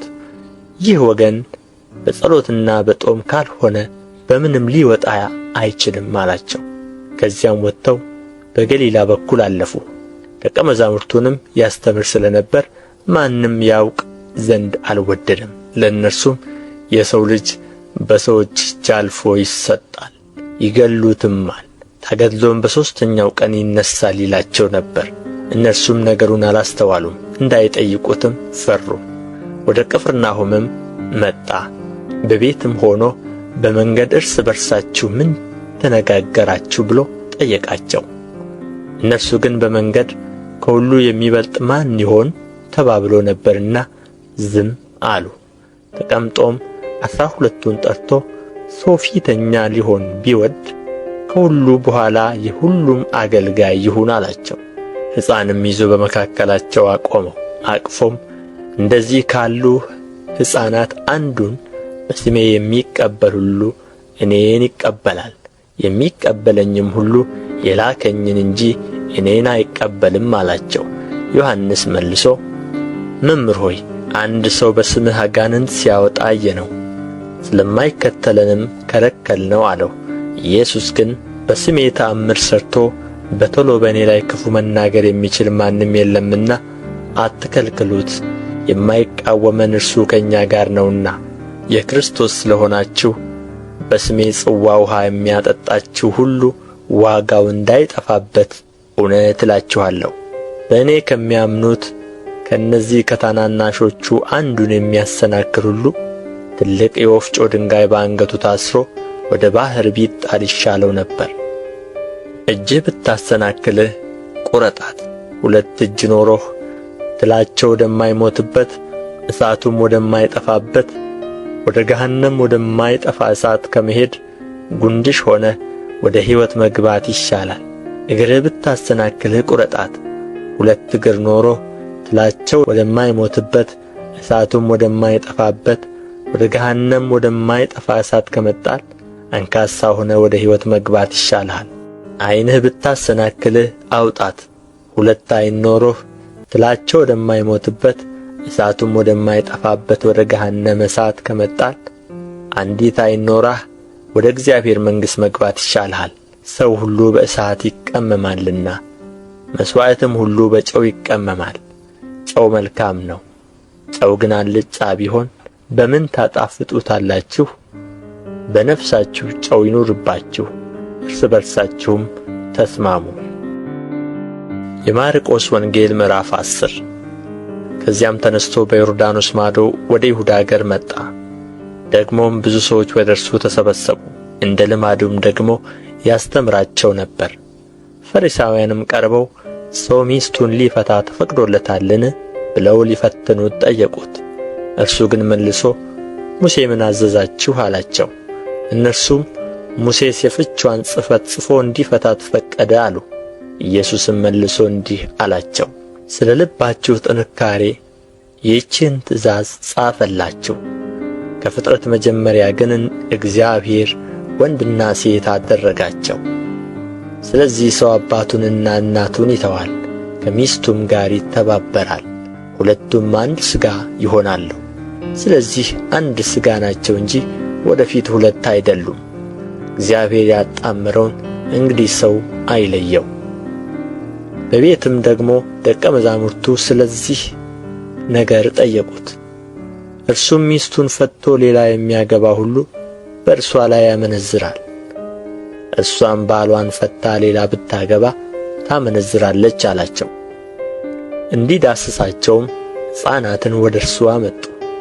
ደቀ መዛሙርቱም ያመጧቸውን ገሠጹአቸው። ኢየሱስ ግን አይቶ ተቈጣና ሕፃናትን ወደ እኔ ይመጡ ዘንድ ተው፣ አትከልክሉአቸው፣ የእግዚአብሔር መንግሥት እንደነዚህ ላሉት ናትና። እውነት እላችኋለሁ የእግዚአብሔርን መንግሥት እንደ ሕፃን የማይቀበላት ሁሉ ከቶ አይገባባትም አላቸው። አቀፋቸውም፣ እጁንም ጭኖ ባረካቸው። እርሱም በመንገድ ሲወጣ አንድ ሰው ወደ እርሱ ሮጦ ተንበረከከለትና ቸር መምህር ሆይ የዘላለም ሕይወት እወርስ ዘንድ ምን ላድርግ ብሎ ጠየቀው። ኢየሱስም ስለ ምን ቸር ትለኛለህ? ከአንዱ ከእግዚአብሔር በቀር ቸር ማንም የለም። ትእዛዛቱን ታውቃለህ። አታመንዝር፣ አትግደል፣ አትስረቅ፣ በሐሰት አትመስክር፣ አታታል፣ አባትህንና እናትህን አክብር አለው። እርሱም መልሶ መምህር ሆይ ይህን ሁሉ ከሕፃንነቴ ጀምሬ ጠብቄአለሁ አለው። ኢየሱስም ወደ እርሱ ተመልክቶ ወደደውና አንድ ነገር ጐደለ፣ ሂድ ያለህን ሁሉ ሽጠህ ለድሆች ስጥ፣ በሰማይም መዝገብ ታገኛለህ፣ መስቀሉንም ተሸክመህ ና ተከተለኝ አለው። ነገር ግን ስለዚህ ነገር ፊቱ ጠቈረ፣ ብዙ ንብረት ነበረውና እያዘነም ሄደ። ኢየሱስም ዘወር ብሎ አይቶ ደቀ መዛሙርቱን ገንዘብ ላላቸው ወደ እግዚአብሔር መንግሥት መግባት እንዴት ጭንቅ ይሆናል አላቸው። ደቀ መዛሙርቱም እነዚህን ቃሎች አደነቁ። ኢየሱስም ደግሞ መልሶ ልጆች ሆይ በገንዘብ ለሚታመኑ ወደ እግዚአብሔር መንግሥት መግባት እንዴት ጭንቅ ነው! ባለጠጋ ወደ እግዚአብሔር መንግሥት ከሚገባ ግመል በመርፌ ቀዳዳ ቢያልፍ ይቀላል አላቸው። እነርሱም ያለ መጠን ተገረሙና እርስ በርሳቸው እንግዲያ ማን ሊድን ይችላል ተባባሉ። ኢየሱስም ተመለከታቸውና ይህ በእግዚአብሔር ዘንድ እንጂ በሰው ዘንድ አይቻልም፣ በእግዚአብሔር ዘንድ ሁሉ ይቻላልን አለ። ጴጥሮስም እነሆ እኛ ሁሉን ትተን ተከተልንህ ይለው ጀመር። ኢየሱስም መልሶ እንዲህ አለ፣ እውነት እላችኋለሁ ስለ እኔና ስለ ወንጌል ቤትን ወይም ወንድሞችን ወይም እህቶችን ወይም አባትን ወይም እናትን ወይም ሚስትን ወይም ልጆችን ወይም እርሻን የተወ አሁን በዚህ ዘመን ከስደት ጋር ቤቶችን ወንድሞችና እህቶችንም እናቶችንም ልጆችንም እርሻንም 100 እጥፍ በሚመጣውም ዓለም የዘላለም ሕይወት የማይቀበል ማንም የለም። ግን ብዙ ፊተኞች ኋለኞች፣ ኋለኞችም ፊተኞች ይሆናሉ። ወደ ኢየሩሳሌምም ሊወጡ በመንገድ ነበሩ። ኢየሱስም ይቀድማቸው ነበርና ተደነቁ፣ የተከተሉትም ይፈሩ ነበር። ደግሞም 12ቱን ወደ እርሱ አቅርቦ ይደርስበት ዘንድ ያለውን ይነግራቸው ጀመር። እነሆ ወደ ኢየሩሳሌም እንወጣለን፣ የሰው ልጅም ለካህናት አለቆች ለጻፎች አልፎ ይሰጣል፣ የሞት ፍርድም ይፈርዱበታል፣ ለአሕዛብም አሳልፈው ይሰጡታል፣ ይዘብቱበትማል፣ ይተፉበትማል፣ ይገርፉትማል፣ ይገሉትማል፣ በሦስተኛውም ቀን ይነሣል አላቸው። የዘብዴዎስ ልጆች ያዕቆብና ዮሐንስም ወደ እርሱ ቀርበው መምህር ሆይ የምንለምንህን ሁሉ እንድታደርግልን እንወዳለን አሉት። እርሱም ምን ላደርግላችሁ ትወዳላችሁ አላቸው። እነርሱም በክብርህ ጊዜ አንዳችን በቀኝ አንዳችንም በግራ መቀመጥን ስጠን አሉት። ኢየሱስ ግን የምትለምኑትን አታውቁም፣ እኔ የምጠጣውን ጽዋ ልትጠጡ እኔ የምጠመቀውንስ ጥምቀት ልትጠመቁ ትችላላችሁን አላቸው። እነርሱም እንችላለን አሉት። ኢየሱስም እኔ የምጠጣውን ጽዋ ትጠጣላችሁ፣ እኔ የምጠመቀውንም ጥምቀት ትጠመቃላችሁ፣ በቀኝና በግራ መቀመጥ ግን ለተዘጋጀላቸው ነው እንጂ የምሰጥ እኔ አይደለሁም አላቸው። 10ሩም ሰምተው በያዕቆብና በዮሐንስ ይቈጡ ጀመር። ኢየሱስም ወደ እርሱ ጠርቶ እንዲህ አላቸው፣ የአሕዛብ አለቆች ተብሎ የምታስቡት እንዲገዙአቸው ታላላቆቻቸውን በላያቸው እንዲሰለጥኑ ታውቃላችሁ። በእናንተ እንዲህ አይደለም። ነገር ግን ማንም ከእናንተ ታላቅ ሊሆን የሚወድ የእናንተ አገልጋይ ይሁን። ከእናንተም ማንም ፊተኛ ሊሆን የሚወድ የሁሉ ባሪያ ይሁን። እንዲሁ የሰው ልጅም ሊያገለግልና ነፍሱን ለብዙዎች ቤዛ ሊሰጥ እንጂ እንዲያገለግሉት አልመጣም። ወደ ኢያሪኮም መጡ።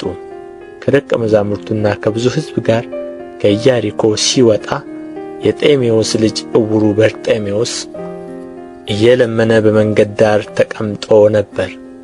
የናዝሬቱ ኢየሱስም እንደሆነ በሰማ ጊዜ የዳዊት ልጅ ኢየሱስ ሆይ ማረኝ እያለ ይጮኽ ጀመር። ብዙዎችም ዝም እንዲሉ ገሠጹት። እርሱ ግን የዳዊት ልጅ ሆይ ማረኝ እያለ አብዝቶ ጮኸ። ኢየሱስም ቆመና ጥሩት አለ።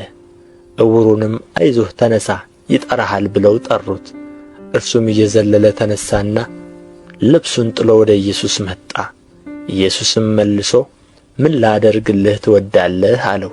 ዕውሩም መምህር ሆይ አይ ዘንድ አለው። ኢየሱስም ሂድ እምነትህ አድኖሃል አለው። ወዲያውም አየ፣ በመንገድም ተከተለው። የማርቆስ ወንጌል ምዕራፍ 11 ወደ ኢየሩሳሌምም ከደብረ ዘይት አጠገብ ወዳሉት ወደ ቤተ ፋጌና ወደ ቢታንያ በቀረቡ ጊዜ ከደቀ መዛሙርቱ ሁለቱን ልኮ በፊታቸው ወዳለችው መንደር ሂዱ፣ ወዲያውም ወደ እርሷ ገብታችሁ ከሰው ማንም ገና ያልተቀመጠበት ውርንጫ ታስሮ ታገኛላችሁ፣ ፈታችሁ አምጡልኝ። ማንም ስለ ምን እንዲህ ታደርጋላችሁ ቢላችሁ ለጌታ ያስፈልገዋል በሉት። ወዲያውም ደግሞ ወደዚህ ይሰደዋል አላቸው። ሄዱም ውርንጫውንም በመንገድ መተላለፊያ በደጅ ውጭ ታስሮ አገኙት። ፈቱትም።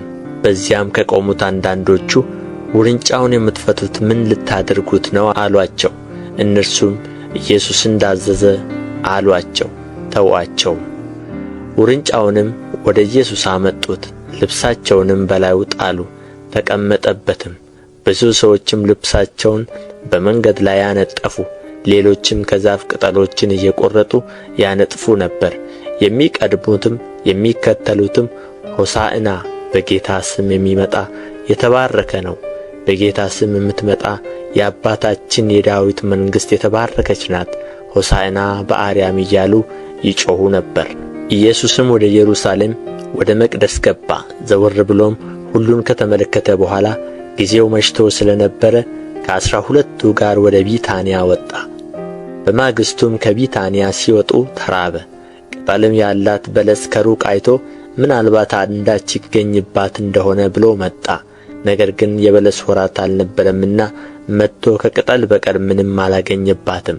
መልሶም ከአሁን ጀምሮ ለዘላለም ማንም ከአንቺ ፍሬ አይብላ አላት። ደቀ መዛሙርቱም ሰሙ። ወደ ኢየሩሳሌምም መጡ። ወደ መቅደስም ገብቶ በመቅደስ የሚሸጡትንና የሚገዙትን ያወጣ ጀመር።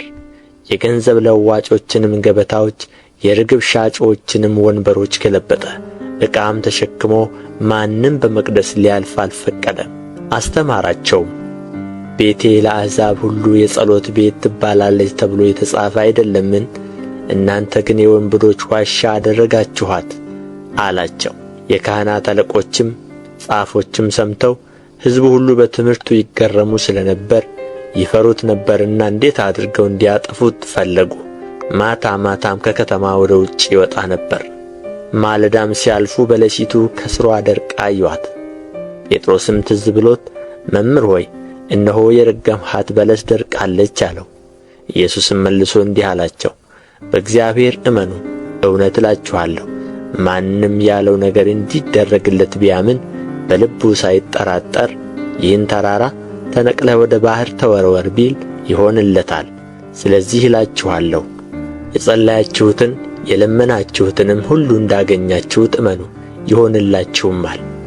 ለጸሎትም በቆማችሁ ጊዜ በሰማያት ያለው አባታችሁ ደግሞ ኃጢአታችሁን ይቅር እንዲላችሁ በማንም ላይ አንዳች ቢኖርባችሁ ይቅር በሉት። እናንተ ግን ይቅር ባትሉ በሰማያት ያለው አባታችሁም ኃጢአታችሁን ይቅር አይላችሁም። ደግሞም ወደ ኢየሩሳሌም መጡ።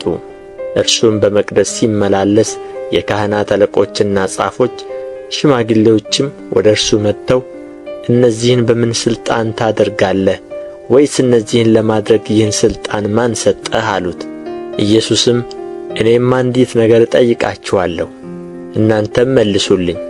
እኔም በምን ሥልጣን እነዚህን እንዳደርግ እነግራችኋለሁ። የዮሐንስ ጥምቀት ከሰማይ ነበረችን ወይስ ከሰው? መልሱልኝ አላቸው። እርስ በርሳቸውም ሲነጋገሩ ከሰማይ ነው ብንል እንግዲያውስ ስለ ምን አላመናችሁበትም ይለናል። ነገር ግን ከሰው ነው እንበልን አሉ። ሁሉ ዮሐንስን በእውነት እንደ ነቢይ ያዩት ነበርና ሕዝቡን ፈሩ። ለኢየሱስም መልሰው አናውቅም አሉት። ኢየሱስም እኔም በምን ሥልጣን እነዚህን እንዳደርግ አልነግራችሁም አላቸው። የማርቆስ ወንጌል ምዕራፍ 12 በምሳሌም ይነግራቸው ጀመር። አንድ ሰው የወይን አትክልት ተከለ፣ ቅጥርም ቀጠረለት፣ መጥመቂያም ማሰለት፣ ግንብም ሠራና ለገበሬዎች አከራይቶ ወደ ሌላ አገር ሄደ። በጊዜውም ከወይን አትክልት ፍሬ ከገበሬዎቹ እንዲቀበል አንድ ባሪያ ወደ ገበሬዎቹ ላከ። ይዘውም ደበደቡት፣ ባዶውንም ሰደዱት። ዳግመኛም ሌላውን ባሪያ ወደ እነርሱ ላከ። እርሱንም ወግረው ራሱን አቈሰሉት፣ አዋርደውም ሰደዱት። ሌላውንም ላከ፣ እርሱንም ገደሉት። ከሌሎችም ከብዙዎች አንዳንዱን ደበደቡ፣ አንዳንዱንም ገደሉ። የሚወደው አንድ ልጅ ገና ነበረው። ልጄንስ ያፍሩታል ብሎ እርሱን ከሁሉ በኋላ ወደ እነርሱ ላከ። እነዚያ ገበሬዎች ግን እርስ በርሳቸው ወራሹ ይህ ነው፣ ኑ እንግደለው፣ ርስቱም ለእኛ ይሆናል ተባባሉ። ይዘውም ገደሉት፣ ከወይኑም አትክልት ወደ ውጭ ጣሉት። እንግዲህ የወይኑ አትክልት ጌታ ምን ያደርጋል? ይመጣል፣ ገበሬዎቹንም ያጠፋል፣ የወይኑንም አትክልት ለሌሎች ይሰጣል። ግንበኞች የናቁት ድንጋይ እርሱ የማዕዘን ራስ ሆነ። ይህም ከጌታ ዘንድ ሆነ፣ ለዓይኖቻችንም ድንቅ ነው የሚለውን ይህን መጽሐፍ አላነበባችሁምን? ምሳሌውንም ስለ እነርሱ እንደ ተናገረ አውቀዋልና ሊይዙት ፈለጉ። ነገር ግን ሕዝቡን ፈሩ፣ ትተውትም ሄዱ። በንግግርም ሊያጠምዱት ከፈሪሳውያንና ከሄሮድስ ወገን የሆኑትን ወደ እርሱ ላኩ። መጥተውም መምህር ሆይ የሰውን ፊት ሳትመለከት በእውነት የእግዚአብሔር መንገድ ታስተምራለህና እውነተኛ እንደሆንክ ለማንምም እንዳታደላ እናውቃለን። ለቄሳር ግብር መስጠት ተፈቅዶአልን ወይስ አልተፈቀደም? እንስጥን ወይስ አንስጥ አሉት። እርሱ ግን ግብዝነታቸውን አውቆ ለምን ትፈትኑኛላችሁ? አየው ዘንድ 1 ዲናር አምጡልኝ አላቸው። እነርሱም አመጡለት። ይህች መልክ ጽሕፈቲቱስ የማን ናት አላቸው። እነርሱም የቄሳር ናት አሉት። ኢየሱስም መልሶ የቄሳርን ለቄሳር የእግዚአብሔርንም ለእግዚአብሔር አስረክቡ አላቸው። በእርሱም ተደነቁ። ትንሣኤ ሙታን የለም የሚሉ ሰዱቃውያን ወደ እርሱ መጥተው ጠየቁት፣ እንዲህም አሉት፣ መምህር ሆይ ሙሴ የአንድ ሰው ወንድም ሚስቱን ትቶ ልጅ ሳያስቀር ቢሞት ወንድሙ ሚስቱን አግብቶ ለወንድሙ ዘር ይተካ ብሎ ጻፈልን። 7 ወንድማማቾች ነበሩ። ፊተኛውም ሚስት አግብቶ ዘር ሳያስቀር ሞተ። ሁለተኛውም አገባት፣ ዘርም ሳይተው ሞተ። ሦስተኛውም እንዲሁ። 7ቱም አገቧት፣ ዘርም አላስቀሩም። ከሁሉም በኋላ ሴቲቱ ደግሞ ሞተች። 7ቱ አግብተዋታልና በትንሣኤ ቀን ሲነሡ ከእነርሱ ለማናቸው ሚስት ትሆናለች? ኢየሱስም መልሶ እንዲህ አላቸው፣ መጻሕፍትንና የእግዚአብሔርን ኃይል አታውቁምና ስለዚህ የምትስቱ አይደለምን? ከሙታንስ ሲነሡ በሰማያት እንዳሉ መላእክት ይሆናሉ እንጂ አያገቡም አይጋቡምም። ስለ ሙታን ግን እንዲነሡ እግዚአብሔር እኔ የአብርሃም አምላክ የይስሐቅም አምላክ የያዕቆብም አምላክ ነኝ እንዳለው በሙሴ መጽሐፍ በቍጥቋጦው ዘንድ የተጻፈውን አላነበባችሁምን? የሕያዋን አምላክ ነው እንጂ የሙታን አይደለም። እንግዲህ እጅግ ትስታላችሁ። ከጻፎችም አንዱ ቀርቦ ሲከራከሩ ሰማና መልካም አድርጎ እንደ መለሰላቸው አስተውሎ ከሁሉ ፊተኛይቱ ትእዛዝ ማናቸይቱ ናት ብሎ ጠየቀው። ኢየሱስም መልሶ እንዲህ አለው፣ ከትእዛዛቱ ሁሉ ፊተኛይቱ እስራኤል ሆይ ስማ፣ ጌታ አምላካችን አንድ ጌታ ነው። አንተም በፍጹም ልብህ፣ በፍጹምም ነፍስህ፣ በፍጹምም አሳብህ፣ በፍጹምም ኃይልህ ጌታ አምላክህን ውደድ የምትል ናት። ፊተኛይቱ ትእዛዝ ይህች ናት። ሁለተኛይቱም ባልንጀራህን እንደ ራስህ ውደድ የምትል እርሷን የምትመስል ይህች ናት። ከእነዚህ የምትበልጥ ሌላ ትእዛዝ የለችም። ጻፊውም መልካም ነው መምህር ሆይ አንድ ነው፣ ከእርሱ በቀር ሌላ የለም ብለህ በእውነት ተናገርክ። በፍጹም ልብ፣ በፍጹም አእምሮም፣ በፍጹም ነፍስም፣ በፍጹም ኃይልም እርሱን መውደድ፣ ባልንጀራንም እንደ ራስ መውደድ። በሙሉ ከሚቃጠል መሥዋዕትና ከሌላው መሥዋዕት ሁሉ የሚበልጥ ነው አለው። ኢየሱስም በአእምሮ እንደ መለሰ አይቶ አንተ ከእግዚአብሔር መንግሥት የራቅህ አይደለህም አለው። ከዚህም በኋላ ማንም ሊጠይቀው አልደፈረም። ኢየሱስም በመቅደስ ሲያስተምር መልሶ እንዲህ አለ። ጻፎች ክርስቶስ የዳዊት ልጅ ነው እንዴት ይላሉ? ዳዊት ራሱ በመንፈስ ቅዱስ ጌታ ጌታዬን ጠላቶችን የእግርህ መረገጫ እስካደርግልህ ድረስ በቀኜ ተቀመጥ አለው አለ። ዳዊትም ራሱ ጌታ አለው፣ እንዴትስ ልጁ ይሆናል? ብዙ ሕዝብም በደስታ ይሰሙት ነበር። ሲያስተምርም እንዲህ አለ። ረጃጅም ልብስ ለብሰው መዞርን፣ በገበያም ሰላምታን፣ በምኵራብም የከበሬታን ወንበር፣ በግብርም የከበሬታን ስፍራ ከሚወዱ ከጻፎች ተጠበቁ። የመበለቶችን ቤት የሚበሉ ጸሎታቸውንም በማስረዘም የሚያመካኙ እነዚህ የባሰ ፍርድ ይቀበላሉ። ኢየሱስም በመዝገብ አንጻር ተቀምጦ ሕዝቡ በመዝገብ ውስጥ ገንዘብ እንዴት እንዲጥሉ ያይ ነበር። ብዙ ባለጠጎችም ብዙ ይጥሉ ነበር። አንዲትም ድሃ መበለት መጥታ 1 ሳንቲም የሚያህሉ 2 ናስ ጣለች። ደቀ መዛሙርቱንም ጠርቶ እውነት እላችኋለሁ በመዝገብ ውስጥ ከሚጥሉት ሁሉ ይልቅ ይህች ድሃ መበለት አብልጣ ጣለች።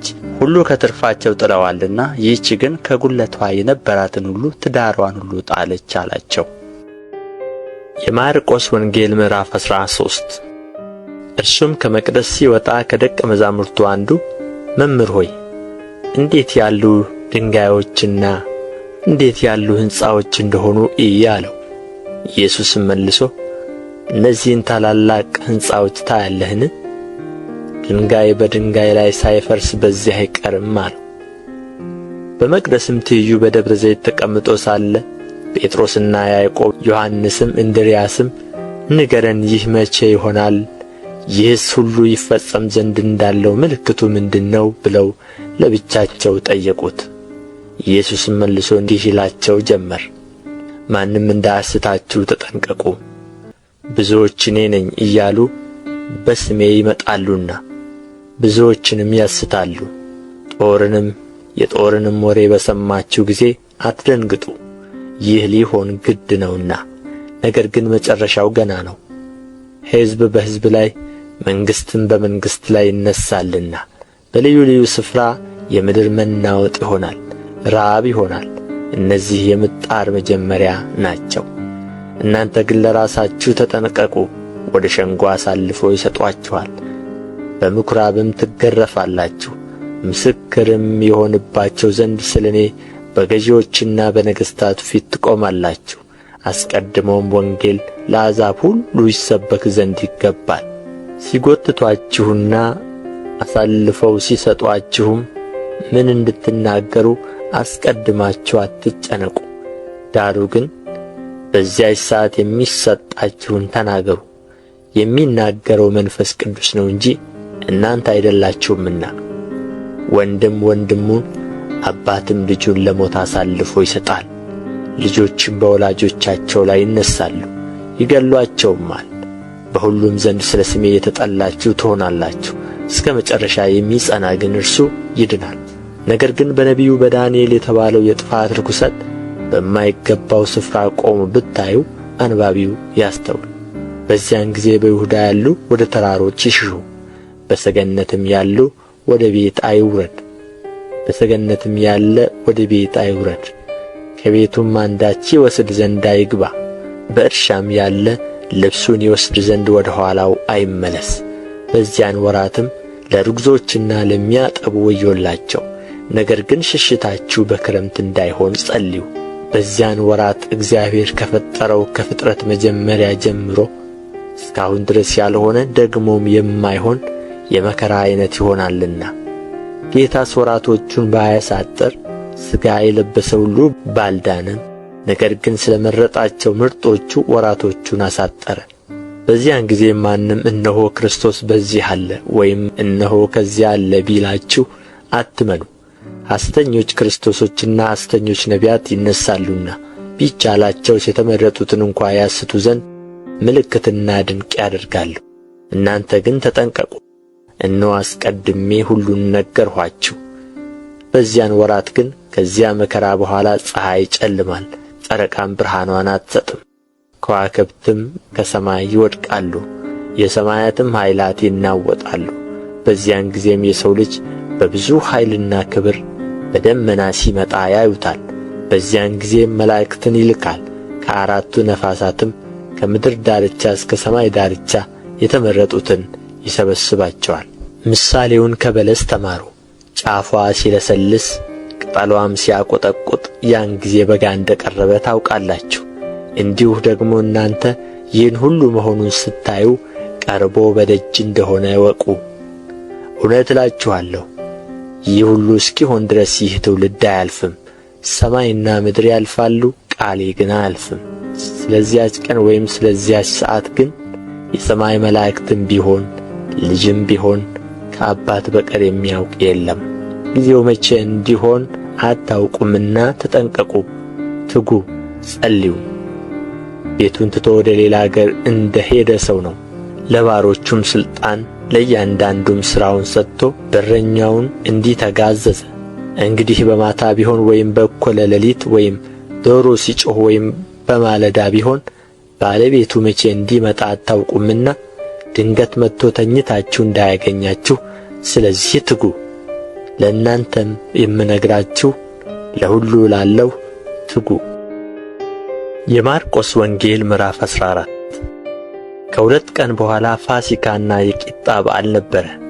የካህናት አለቆች ጻፎችም እንዴት አድርገው በተንኰል እንደሚይዙትና እንደሚገሉት ይፈልጉ ነበር፣ የሕዝብ ሁከት እንዳይሆን በበዓል አይሁን ይሉ ነበርና። እርሱም በቢታንያ በለምጻሙ በስምዖን ቤት በነበረ ጊዜ በማዕድ ተቀምጦ ሳለ አንዲት ሴት ዋጋው እጅግ የከበረ ጥሩ የናርዶስ ሽቶ የሞላበት የአልባስጥሮስ ቢልቃጥ ይዛ መጣች። ቢልቃጡንም ሰብራ በራሱ ላይ አፈሰሰችው። አንዳንዶችም ይህ የሽቱ ጥፋት ለምንድን ነው? ይህ ሽቱ ከ300 ዲናር በሚበልጥ ዋጋ ተሽጦ ለድሆች ሊሰጥ ይቻል ነበርና ብለው በራሳቸው ይቈጡ ነበር። እርሷንም ነቀፏት። ኢየሱስ ግን እንዲህ አለ፣ ተዋት፣ ስለ ምን ታደክሟታላችሁ? መልካም ሥራ ሠርታለች። ድሆች ሁልጊዜ ከእናንተ ጋር ይኖራሉ፣ በማናቸውም በወደዳችሁት ጊዜ መልካም ልታደርጉላቸው ትችላላችሁ። እኔ ግን ሁልጊዜ ከእናንተ ጋር አልኖርም። የተቻላትን አደረገች፣ አስቀድማ ለመቃብሬ ሥጋዬን ቀባችው።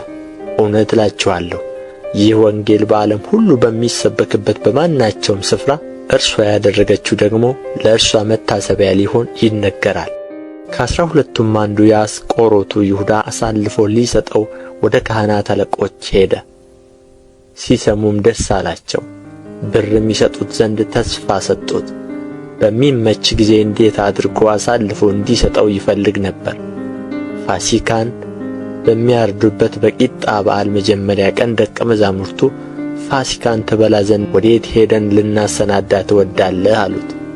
ከደቀ መዛሙርቱም 2 ላከ፣ እንዲህም አላቸው፣ ወደ ከተማ ሂዱ፣ ማድጋ ውኃ የተሸከመ ሰው ይገናኛችኋል፣ ተከተሉት። የሚገባበትንም የቤቱን ጌታ መምህሩ ከደቀ መዛሙርቴ ጋር ፋሲካን የምበላበት የእንግዳ ቤት ወዴት ነው ይላል በሉት። እርሱም በደርብ ላይ ያለውን የተሰናዳና የተነጠፈ ታላቅ አዳራሽ ያሳያችኋል፣ በዚያም አሰናዱልን። ደቀ መዛሙርቱም ወጡ፣ ወደ ከተማም ሄደው እንዳላቸው አገኙ፣ ፋሲካንም አሰናዱ። በመሸም ጊዜ ከ12ቱ ጋር መጣ። ተቀምጠውም ሲበሉ ኢየሱስ እውነት እላችኋለሁ ከእናንተ አንዱ እርሱም ከእኔ ጋር የሚበላው አሳልፎ ይሰጠኛል አለ።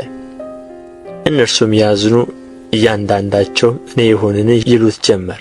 እርሱም መልሶ ከ12ቱ አንዱ ከእኔ ጋር ወደ ወጭቱ እጁን የሚያጠልቀው ነው። የሰው ልጅስ ስለ እርሱ እንደ ተጻፈ ይሄዳል። ነገር ግን የሰው ልጅ አልፎ ለሚሰጥበት ለዚያ ሰው ወዮለት! ያ ሰው ባልተወለደ ይሻለው ነበር አላቸው። ሲበሉም ኢየሱስ እንጀራን አንስቶ ባረከ፣ ቆርሶም ሰጣቸውና እንካችሁ ይህ ሥጋዬ ነው አለ። ጽዋንም አንስቶ አመስግኖ ሰጣቸው። ሁሉም ከእርሱ ጠጡ። እርሱም ይህ ስለ ብዙዎች የሚፈስ የአዲስ ኪዳን ደሜ ነው። እውነት እላችኋለሁ በእግዚአብሔር መንግሥት ከወይኑ ፍሬ አዲሱን እስከምጠጣበት እስከዚያ ቀን ድረስ ደግሞ አልጠጣውም አላቸው። መዝሙርም ከዘመሩ በኋላ ወደ ደብረ ዘይት ወጡ። ኢየሱስም በዚህች ሌሊት ሁላችሁ በእኔ ትሰናከላላችሁ፣ እረኛውን እመታለሁ በጎችም ይበተናሉ የሚል ተጽፎአልና፣ ነገር ግን ከተነሣሁ በኋላ ወደ ገሊላ እቀድማችኋለሁ አላቸው። ጴጥሮስም ሁሉም ቢሰናከሉ እኔ ግን ከቶ አልሰናከልም አለው። ኢየሱስም እውነት እልሃለሁ ዛሬ በዚህች ሌሊት ዶሮ 2 ጊዜ ሳይጮኽ 3 ጊዜ ትክደኛለህ አለው። እርሱም ቃሉን አበርትቶ ከአንተ ጋር የምሞት እንኳ ቢሆን ከቶ አልክድህም አለ። ሁሉም ደግሞ እንደዚሁ አሉ። ጌቴሴማኒ ወደምትባል ስፍራ መጡ። ደቀ መዛሙርቱንም ስጸልይ ሳለሁ በዚህ ተቀመጡ አላቸው። ጴጥሮስንና ያዕቆብን ዮሐንስንም ከእርሱ ጋር ወሰደ። ሊደነግጥም ሊተክዝም ጀመረና ነፍሴ እስከ ሞት ድረስ እጅግ አዘነች፣ በዚህ ቆዩ ትጉም አላቸው። ጥቂትም ወደ ፊት እልፍ ብሎ በምድርም ወድቆ ይቻልስ ቢሆን ሰዓቲቱ ከእርሱ እንድታልፍ ጸለየና አባት ሆይ ሁሉ ይቻልሃል፣ ይህችን ጽዋ ከእኔ ውሰድ፣ ነገር ግን አንተ የምትወደው እንጂ እኔ የምወደው አይሁን አለ። መጣም ተኝተውም አገኛቸው። ጴጥሮስንም ስምዖን ሆይ ተኝተሃልን? አንዲት ሰዓት እንኳ ልትተጋ አልቻልህምን? ወደ ፈተና እንዳትገቡ ትጉ ጸልዩም። መንፈስ ተዘጋጅታለች፣ ሥጋ ግን ደካማ ነው አለው። ደግሞም ሄዶ ያንን ቃል ጸለየ። ደግሞም መጥቶ ዓይኖቻቸው በእንቅልፍ ከብደው ነበርና ተኝተው አገኛቸው፣ የሚመልሱለትንም አላወቁም። ሦስተኛም መጥቶ እንግዲህ ተኙ፣ ዕረፉ፣ ይበቃል፣ ሰዓቲቱ ደረሰች። እነሆ የሰው ልጅ በኃጢአተኞች እጅ አልፎ ይሰጣል። ተነሱ እንሂድ፣ እነሆ አሳልፎ የሚሰጠኝ ቀርቦአል አላቸው። ወዲያውም ገና ሲናገር ከ12 አንዱ ይሁዳ መጣ። ከእርሱም ጋር ብዙ ሰዎች ሰይፍና ጎመድ ይዘው ከካህናት አለቆችና ከጻፎች ከሽማግሌዎችም ዘንድ መጡ። አሳልፎ የሚሰጠውም የምስመው እርሱ ነው፣ ያዙት፣ ተጠንቅቃችሁም ውሰዱት ብሎ ምልክት ሰጥቶአቸው ነበር። መጥቶም ወዲያው ወደ እርሱ ቀረበና መምህር ሆይ ብሎ ሳመው። እነርሱም እጃቸውን በእርሱ ላይ ጭነው ያዙት። በአጠገብ ከቆሙት ግን አንዱ ሰይፉን መዞ የሊቀ ካህናቱን ባሪያ መታ፣ ጆሮውንም ቈረጠ። ኢየሱስም መልሶ ወንበዴ እንደምትይዙ ሰይፍና ጎመድ ይዛችሁ ልትይዙኝ መጣችሁን? በመቅደስ ዕለት ዕለት እያስተማርኩ ከእናንተ ጋር ስኖር አልያዛችሁኝም። ነገር ግን መጻሕፍት ይፈጸሙ ዘንድ ይህ ሆነ አላቸው። ሁሉም ትተውት ሸሹ። ዕርቃኑን በነጠላ የሸፈነ አንድ ጎበዝ ይከተለው ነበር። ጎበዛዝቱም ያዙት፣ እርሱ ግን ነጠላውን ትቶ ራቁቱን ሸሸ። ኢየሱስንም ወደ ሊቀ ካህናቱ ወሰዱት። የካህናት አለቆችም ሁሉ ሽማግሌዎችም ጻፎችም ተሰበሰቡ። ጴጥሮስም እስከ ሊቀ ካህናቱ ግቢ ውስጥ ከሩቁ ተከተለው። ከሎሌዎችም ጋር ተቀምጦ እሳት ይሞቅ ነበር። የካህናት አለቆችም ሸንጎውን ሁሉ እንዲገሉት በኢየሱስ ላይ ምስክር ይፈልጉ ነበር፣ አላገኙምም። ብዙዎች በሐሰት ይመሰክሩበት ነበርና ምስክርነታቸው ግን አልተስማማም። ሰዎችም ተነስተው እኔ ይህን በእጅ የተሠራውን ቤተ መቅደስ አፈርሰዋለሁ፣ በ3 ቀንም ሌላውን በእጅ ያልተሠራውን እሠራለሁ ሲል ሰማነው ብለው በሐሰት መሰከሩበት። ምስክርነታቸውም እንዲሁ እንኳ አልተስማማም። ሊቀ ካህናቱም በመካከላቸው ተነስቶ አንዳች አትመልስምን? እነዚህስ በአንተ ላይ የሚመሰክሩብህ ምንድር ነው ብሎ ኢየሱስን ጠየቀው። እርሱ ግን ዝም አለ፣ አንዳችም አልመለሰም። ደግሞ ሊቀ ካህናቱ ጠየቀውና የብሩክ ልጅ ክርስቶስ አንተ ነህን አለው። ኢየሱስም እኔ ነኝ፣ የሰው ልጅም በኃይል ቀኝ ሲቀመጥ በሰማይም ደመና ሲመጣ ታያላችሁ አለ። ሊቀ ካህናቱም ልብሱን ቀደደና ከእንግዲህ ወዲህ ምስክሮችን ምን ያስፈልገናል? ስድቡን ሰማችሁ፣ ምን ይመስላችኋል አለ። እነርሱም ሁሉ ሞት ይገባዋል ብለው ፈረዱበት። አንዳንዶችም ይተፉበት፣ ፊቱንም ይሸፍኑ ይጎስሙትና ትንቢት ተናገር ይሉት ጀመር። ሎሌዎችም በጥፊ እየመቱ ወሰዱት። ጴጥሮስም በግቢ ውስጥ ወደ ታች ሳለ ከሊቀ ካህናቱ ገረዶች አንዲቱ መጣች። ጴጥሮስም እሳት ሲሞቅ አይታ ተመለከተችውና አንተ ደግሞ ከናዝሬቱ ከኢየሱስ ጋር ነበርህ አለችው። እርሱ ግን የምትዪውን አላውቅም አላስተውልምም ብሎ ካደ። ወደ ውጭም ወደ ደጅ ወጣ፣ ዶሮም ጮኸ። ገረዲቱም አይታው በዚያ ለቆሙት ይህ ከእነርሱ ወገን ነው ስትል ሁለተኛ ትነግራቸው ጀመር። እርሱም ደግሞ ካደ። ጥቂት ቆይተውም በዚያ የቆሙት ዳግመኛ ጴጥሮስን የገሊላ ሰው ነህና ከእነርሱ ወገን በእውነት ነህ አሉት። እርሱ ግን ይህን የምትሉትን ሰው አላውቀውም ብሎ ይረግምና ይምል ጀመር። ወዲያውም ዶሮ ሁለተኛ ጮኸ። ጴጥሮስም ኢየሱስ ዶሮ 2 ጊዜ ሳይጮኽ 3 ጊዜ ትክደኛለህ ያለው ቃል ትዝ አለው። ነገሩንም አስቦ አለቀሰ። የማርቆስ ወንጌል ምዕራፍ 15 ወዲያውም ማለዳ የካህናት አለቆች ከሽማግሌዎችና ከጻፎች ከሸንጎውም ሁሉ ጋር ከተማከሩ በኋላ ኢየሱስን አሳስረው ወሰዱትና ለጲላጦስ አሳልፈው ሰጡት። ጲላጦስም አንተ የአይሁድ ንጉሥ ነህን ብሎ ጠየቀው። እርሱም አንተ አልክ ብሎ መለሰለት። የካህናት አለቆችም ብዙ ያሳጡት ነበር፣ እርሱ ግን ምንም አልመለሰም። ጲላጦስም ደግሞ አንዳች አትመልስምን? እነሆ በስንት ነገር ያሳጡሃል ብሎ ጠየቀው። ኢየሱስም ከዚያ በኋላ ጲላጦስ እስኪደነቅ ድረስ ምንም አልመለሰም። በዚያም በዓል የለመኑትን አንድ እስረኛ ይፈታላቸው ነበር።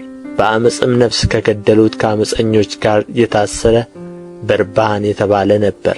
ሕዝቡም ወጥተው እንደ ልማዱ ያደርግላቸው ዘንድ እየጮኹ ይለምኑት ጀመር። ጲላጦስም የአይሁድን ንጉሥ እፈታላችሁ ዘንድ ትወዳላችሁን ብሎ መለሰላቸው። የካህናት አለቆች በቅንዓት አሳልፈው እንደ ሰጡት ያውቅ ነበርና። የካህናት አለቆች ግን በርባንን በእርሱ ፈንታ ይፈታላቸው ዘንድ ሕዝቡን አወኳቸው። ጲላጦስም ዳግመኛ መልሶ እንግዲህ የአይሁድ ንጉሥ የምትሉትን ምን ላደርገው ትወዳላችሁ አላቸው። እነርሱም ዳግመኛ ስቀለው እያሉ ጮኹ። ጲላጦስም ምን ነው ያደረገው ክፋት ምንድን ነው አላቸው። እነርሱ ግን ስቀለው እያሉ ጩኸት አበዙ። ጲላጦስም የሕዝቡን ፈቃድ ሊያደርግ ወዶ በርባንን ፈታላቸው። ኢየሱስንም ገርፎ እንዲሰቀል አሳልፎ ሰጠ። ወታደሮችም ፕራይቶሪዮን ወደሚባል ግቢ ውስጥ ወሰዱት። ጭፍራውንም ሁሉ በአንድነት ጠሩ፣ ቀይ ልብስም አለበሱት፣ የእሾህ አክሊልም ጎንጉነው ደፉበት። የአይሁድ ንጉሥ ሆይ ሰላም ለአንተ ይሁን እያሉ እጅ ይነሱት ጀመር። ራሱንም በመቃ መቱት፣ ተፉበትም፣ ተንበርክከውም ሰገዱለት። ከተዘባበቱበትም በኋላ ቀዩን ልብስ ገፈፉት፣ ልብሱንም አለበሱት፣ ሊሰቅሉትም ወሰዱት። አንድ መንገድ አላፊም የአሌክሳንድሮስና የሩፎስም አባት ስምዖን የተባለ የቀሬና ሰው ከገጠር ሲመጣ መስቀሉን ይሸከም ዘንድ አስገደዱት። ትርጓሜውም የራስ ቅል ስፍራ ወደሚሆን ጎልጎታ ወደ ተባለ ስፍራ ወሰዱት። ከርቤም የተቀላቀለበትን የወይን ጠጅ እንዲጠጣ ሰጡት። እርሱ ግን አልተቀበለም። ሰቀሉትም። ልብሱንም ማን እንዲወስድ ዕጣ ተጣጥለው ተካፈሉ። በሰቀሉትም ጊዜ 3 ሰዓት ነበር። የክሱ ጽሕፈትም የአይሁድ ንጉሥ የሚል ተጽፎ ነበር። ከእርሱም ጋር 2 ወንበዶች አንዱን በቀኙ አንዱንም በግራው ሰቀሉ። መጽሐፍም ከዓመፀኞች ጋር ተቈጠረ ያለው ተፈጸመ። የሚያልፉትም ራሳቸውን እየነቀነቁ ይሰድቡት ነበርና ዋ ቤተ መቅደስን የምታፈርስ በ3 ቀንም የምትሠራ ከመስቀል ወርደህ ራስን አድን አሉ። እንዲሁም የካህናት አለቆች ደግሞ ከጻፎች ጋር እርስ በርሳቸው እየተዘባበቱ ሌሎችን አዳነ፣ ራሱን ሊያድን አይችልም።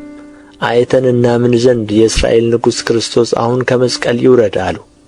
ከእርሱም ጋር የተሰቀሉት ይነቅፉት ነበር። 6 ሰዓትም በሆነ ጊዜ እስከ 9 ሰዓት በምድር ሁሉ ላይ ጨለማ ሆነ። በ9 ሰዓትም ኢየሱስ ኤሎሄ ኤሎሄ ላማ ሰበቅታኒ ብሎ በታላቅ ድምፅ ጮኸ። ትርጓሜውም አምላኬ አምላኬ ለምን ተውከኝ ማለት ነው። በዚያም ከቆሙት ሰዎች ሰምተው እነሆ ኤልያስን ይጠራል አሉ። አንዱም ሮጦ ሆምጣጤ በሰፍነግ ሞላ። በመቃም አድርጎ ተው፣ ኤልያስ ሊያወርደው ይመጣ እንደሆነ እንይ እያለ አጠጣው። ኢየሱስም በታላቅ ድምፅ ጮኸ፣ ነፍሱንም ሰጠ። የቤተ መቅደስም መጋረጃ ከላይ እስከ ታች ከሁለት ተቀደደ። ከዚያም በአንጻሩ የቆሙት የመቶ አለቃ እንደዚሁ ጮኾ ነፍሱን እንደ ሰጠ ባየ ጊዜ ይህ ሰው በእውነት የእግዚአብሔር ልጅ ነበር አለ። ሴቶችም ደግሞ ከሩቅ ሆነው ይመለከቱ ነበር። ከእነርሱም በገሊላ ሳለ ይከተሉትና ያገለግሉት የነበሩ መግደላዊት ማርያም፣ የታናሹ የያዕቆብ የዮሳም እናት ማርያም፣ ሰሎሜም ነበሩ። ከእርሱም ጋር ወደ ኢየሩሳሌም የመጡ ሌሎች ብዙዎች ሴቶች ነበሩ። አሁንም በመሸ ጊዜ የሰንበት ዋዜማ የሆነ የማዘጋጀት ቀን ስለ ነበረ የከበረ አማካሪ የሆነ የአርማትያስ ዮሴፍ መጣ። እርሱም ደግሞ የእግዚአብሔርን መንግሥት ይጠባበቅ ነበር። ደፍሮም ወደ ጲላጦስ ገባና የኢየሱስን ሥጋ ለመነው። ጲላጦስም አሁኑን እንዴት ሞተ ብሎ ተደነቀ። የመቶ አለቃውንም ጠርቶ ከሞተ ቆይቶአልን ብሎ ጠየቀው። ከመቶ አለቃውም ተረድቶ በድኑን ለዮሴፍ ሰጠው። በፍታም ገዝቶ አውርዶም በበፍታ ከፈነው፣ በዓለትም በተወቀረ መቃብር አኖረው። በመቃብሩ ደጃፍም ድንጋይ አንከባለለ። መግደላዊትን ማርያም፣ የዮሳም እናት ማርያም ወዴት እንዳኖሩት ይመለከቱ ነበር። የማርቆስ ወንጌል ምዕራፍ 16። ሰንበትም ካለፈ በኋላ መግደላዊት ማርያም፣ የያዕቆብም እናት ማርያም፣ ሰሎሜም መጥተው ሊቀቡት ሽቱ ገዙ። ከሳምንቱም በፊተኛው ቀን እጅግ በማለዳ ፀሐይ ከወጣ በኋላ ወደ መቃብር መጡ። እርስ በርሳቸውም ድንጋዩን ከመቃብር ደጃፍ ማን ያንከባልልልናል ይባባሉ ነበር። ድንጋዩ እጅግ ታላቅ ነበርና። አሻቅበውም አይተው ድንጋዩ ተንከባሎ እንደ ነበር ተመለከቱ። ወደ መቃብሩም ገብተው ነጭ ልብስ የተጎናጸፈ ጎልማሳ በቀኝ በኩል ተቀምጦ አዩና ደነገጡ። እርሱ ግን አትደንግጡ፣ የተሰቀለውን የናዝሬቱን ኢየሱስን ትፈልጋላችሁ? ተነስቶአል፣ በዚህ የለም። እነሆ እርሱን ያኖሩበት ስፍራ። ነገር ግን ሄዳችሁ ለደቀ መዛሙርቱ ለጴጥሮስም ወደ ገሊላ ይቀድማችኋል እንደ ነገራችሁ በዚያ ታዩታላችሁ ብላችሁ ንገሯቸው አላቸው። መንቀጥቀጥና መደንገጥ ይዞአቸው ነበርና ወጥተው ከመቃብር ሸሹ። ይፈሩ ነበርና ለማንም አንዳች አልነገሩም። እነርሱም ያዘዛቸውን ሁሉ ለጴጥሮስና ከእርሱ ጋር ላሉት በአጭሩ ተናገሩ። ከዚህም በኋላ ኢየሱስ ራሱ ለዘላለም ድኅነት የሆነውን የማይለወጠውን ቅዱስ ወንጌል ከፀሐይ መውጫ እስከ መጥለቂያው ድረስ በእጃቸው ላከው። ከሳምንቱም በመጀመሪያው ቀን ማልዶ በተነሣ ጊዜ አስቀድሞ 7 አጋንንት ላወጣላት ለመግደላዊት ማርያም ታየ። እርሷም ሄዳ ከእርሱ ጋር ሆነው ለነበሩት ሲያዝኑና ሲያለቅሱ ሳሉ አወራችላቸው። እነርሱም ሕያው እንደሆነ ለእርሷ እንደ ታያት ሲሰሙ አላመኑም። ከዚህም በኋላ ከእነርሱ ለሁለቱ ወደ ባለ አገር ሲሄዱ በመንገድ በሌላ መልክ ተገለጠ። እነርሱም ሄደው ለሌሎች አወሩ፣ እነዚያንም ደግሞ አላመኗቸው። ኋላም በማዕድ ተቀምጠው ሳሉ ለ11 ተገለጠ። ተነስቶም ያዩትን ስላላመኗቸው አለማመናቸውንና የልባቸውን ጥንካሬ ነቀፈ። እንዲህም አላቸው፣ ወደ ዓለም ሁሉ ሂዱ፣ ወንጌልንም ለፍጥረት ሁሉ ስበኩ። ያመነ የተጠመቀም ይድናል፣ ያላመነ ግን ይፈረድበታል። ያመኑትንም እነዚህ ምልክቶች ይከተሏቸዋል።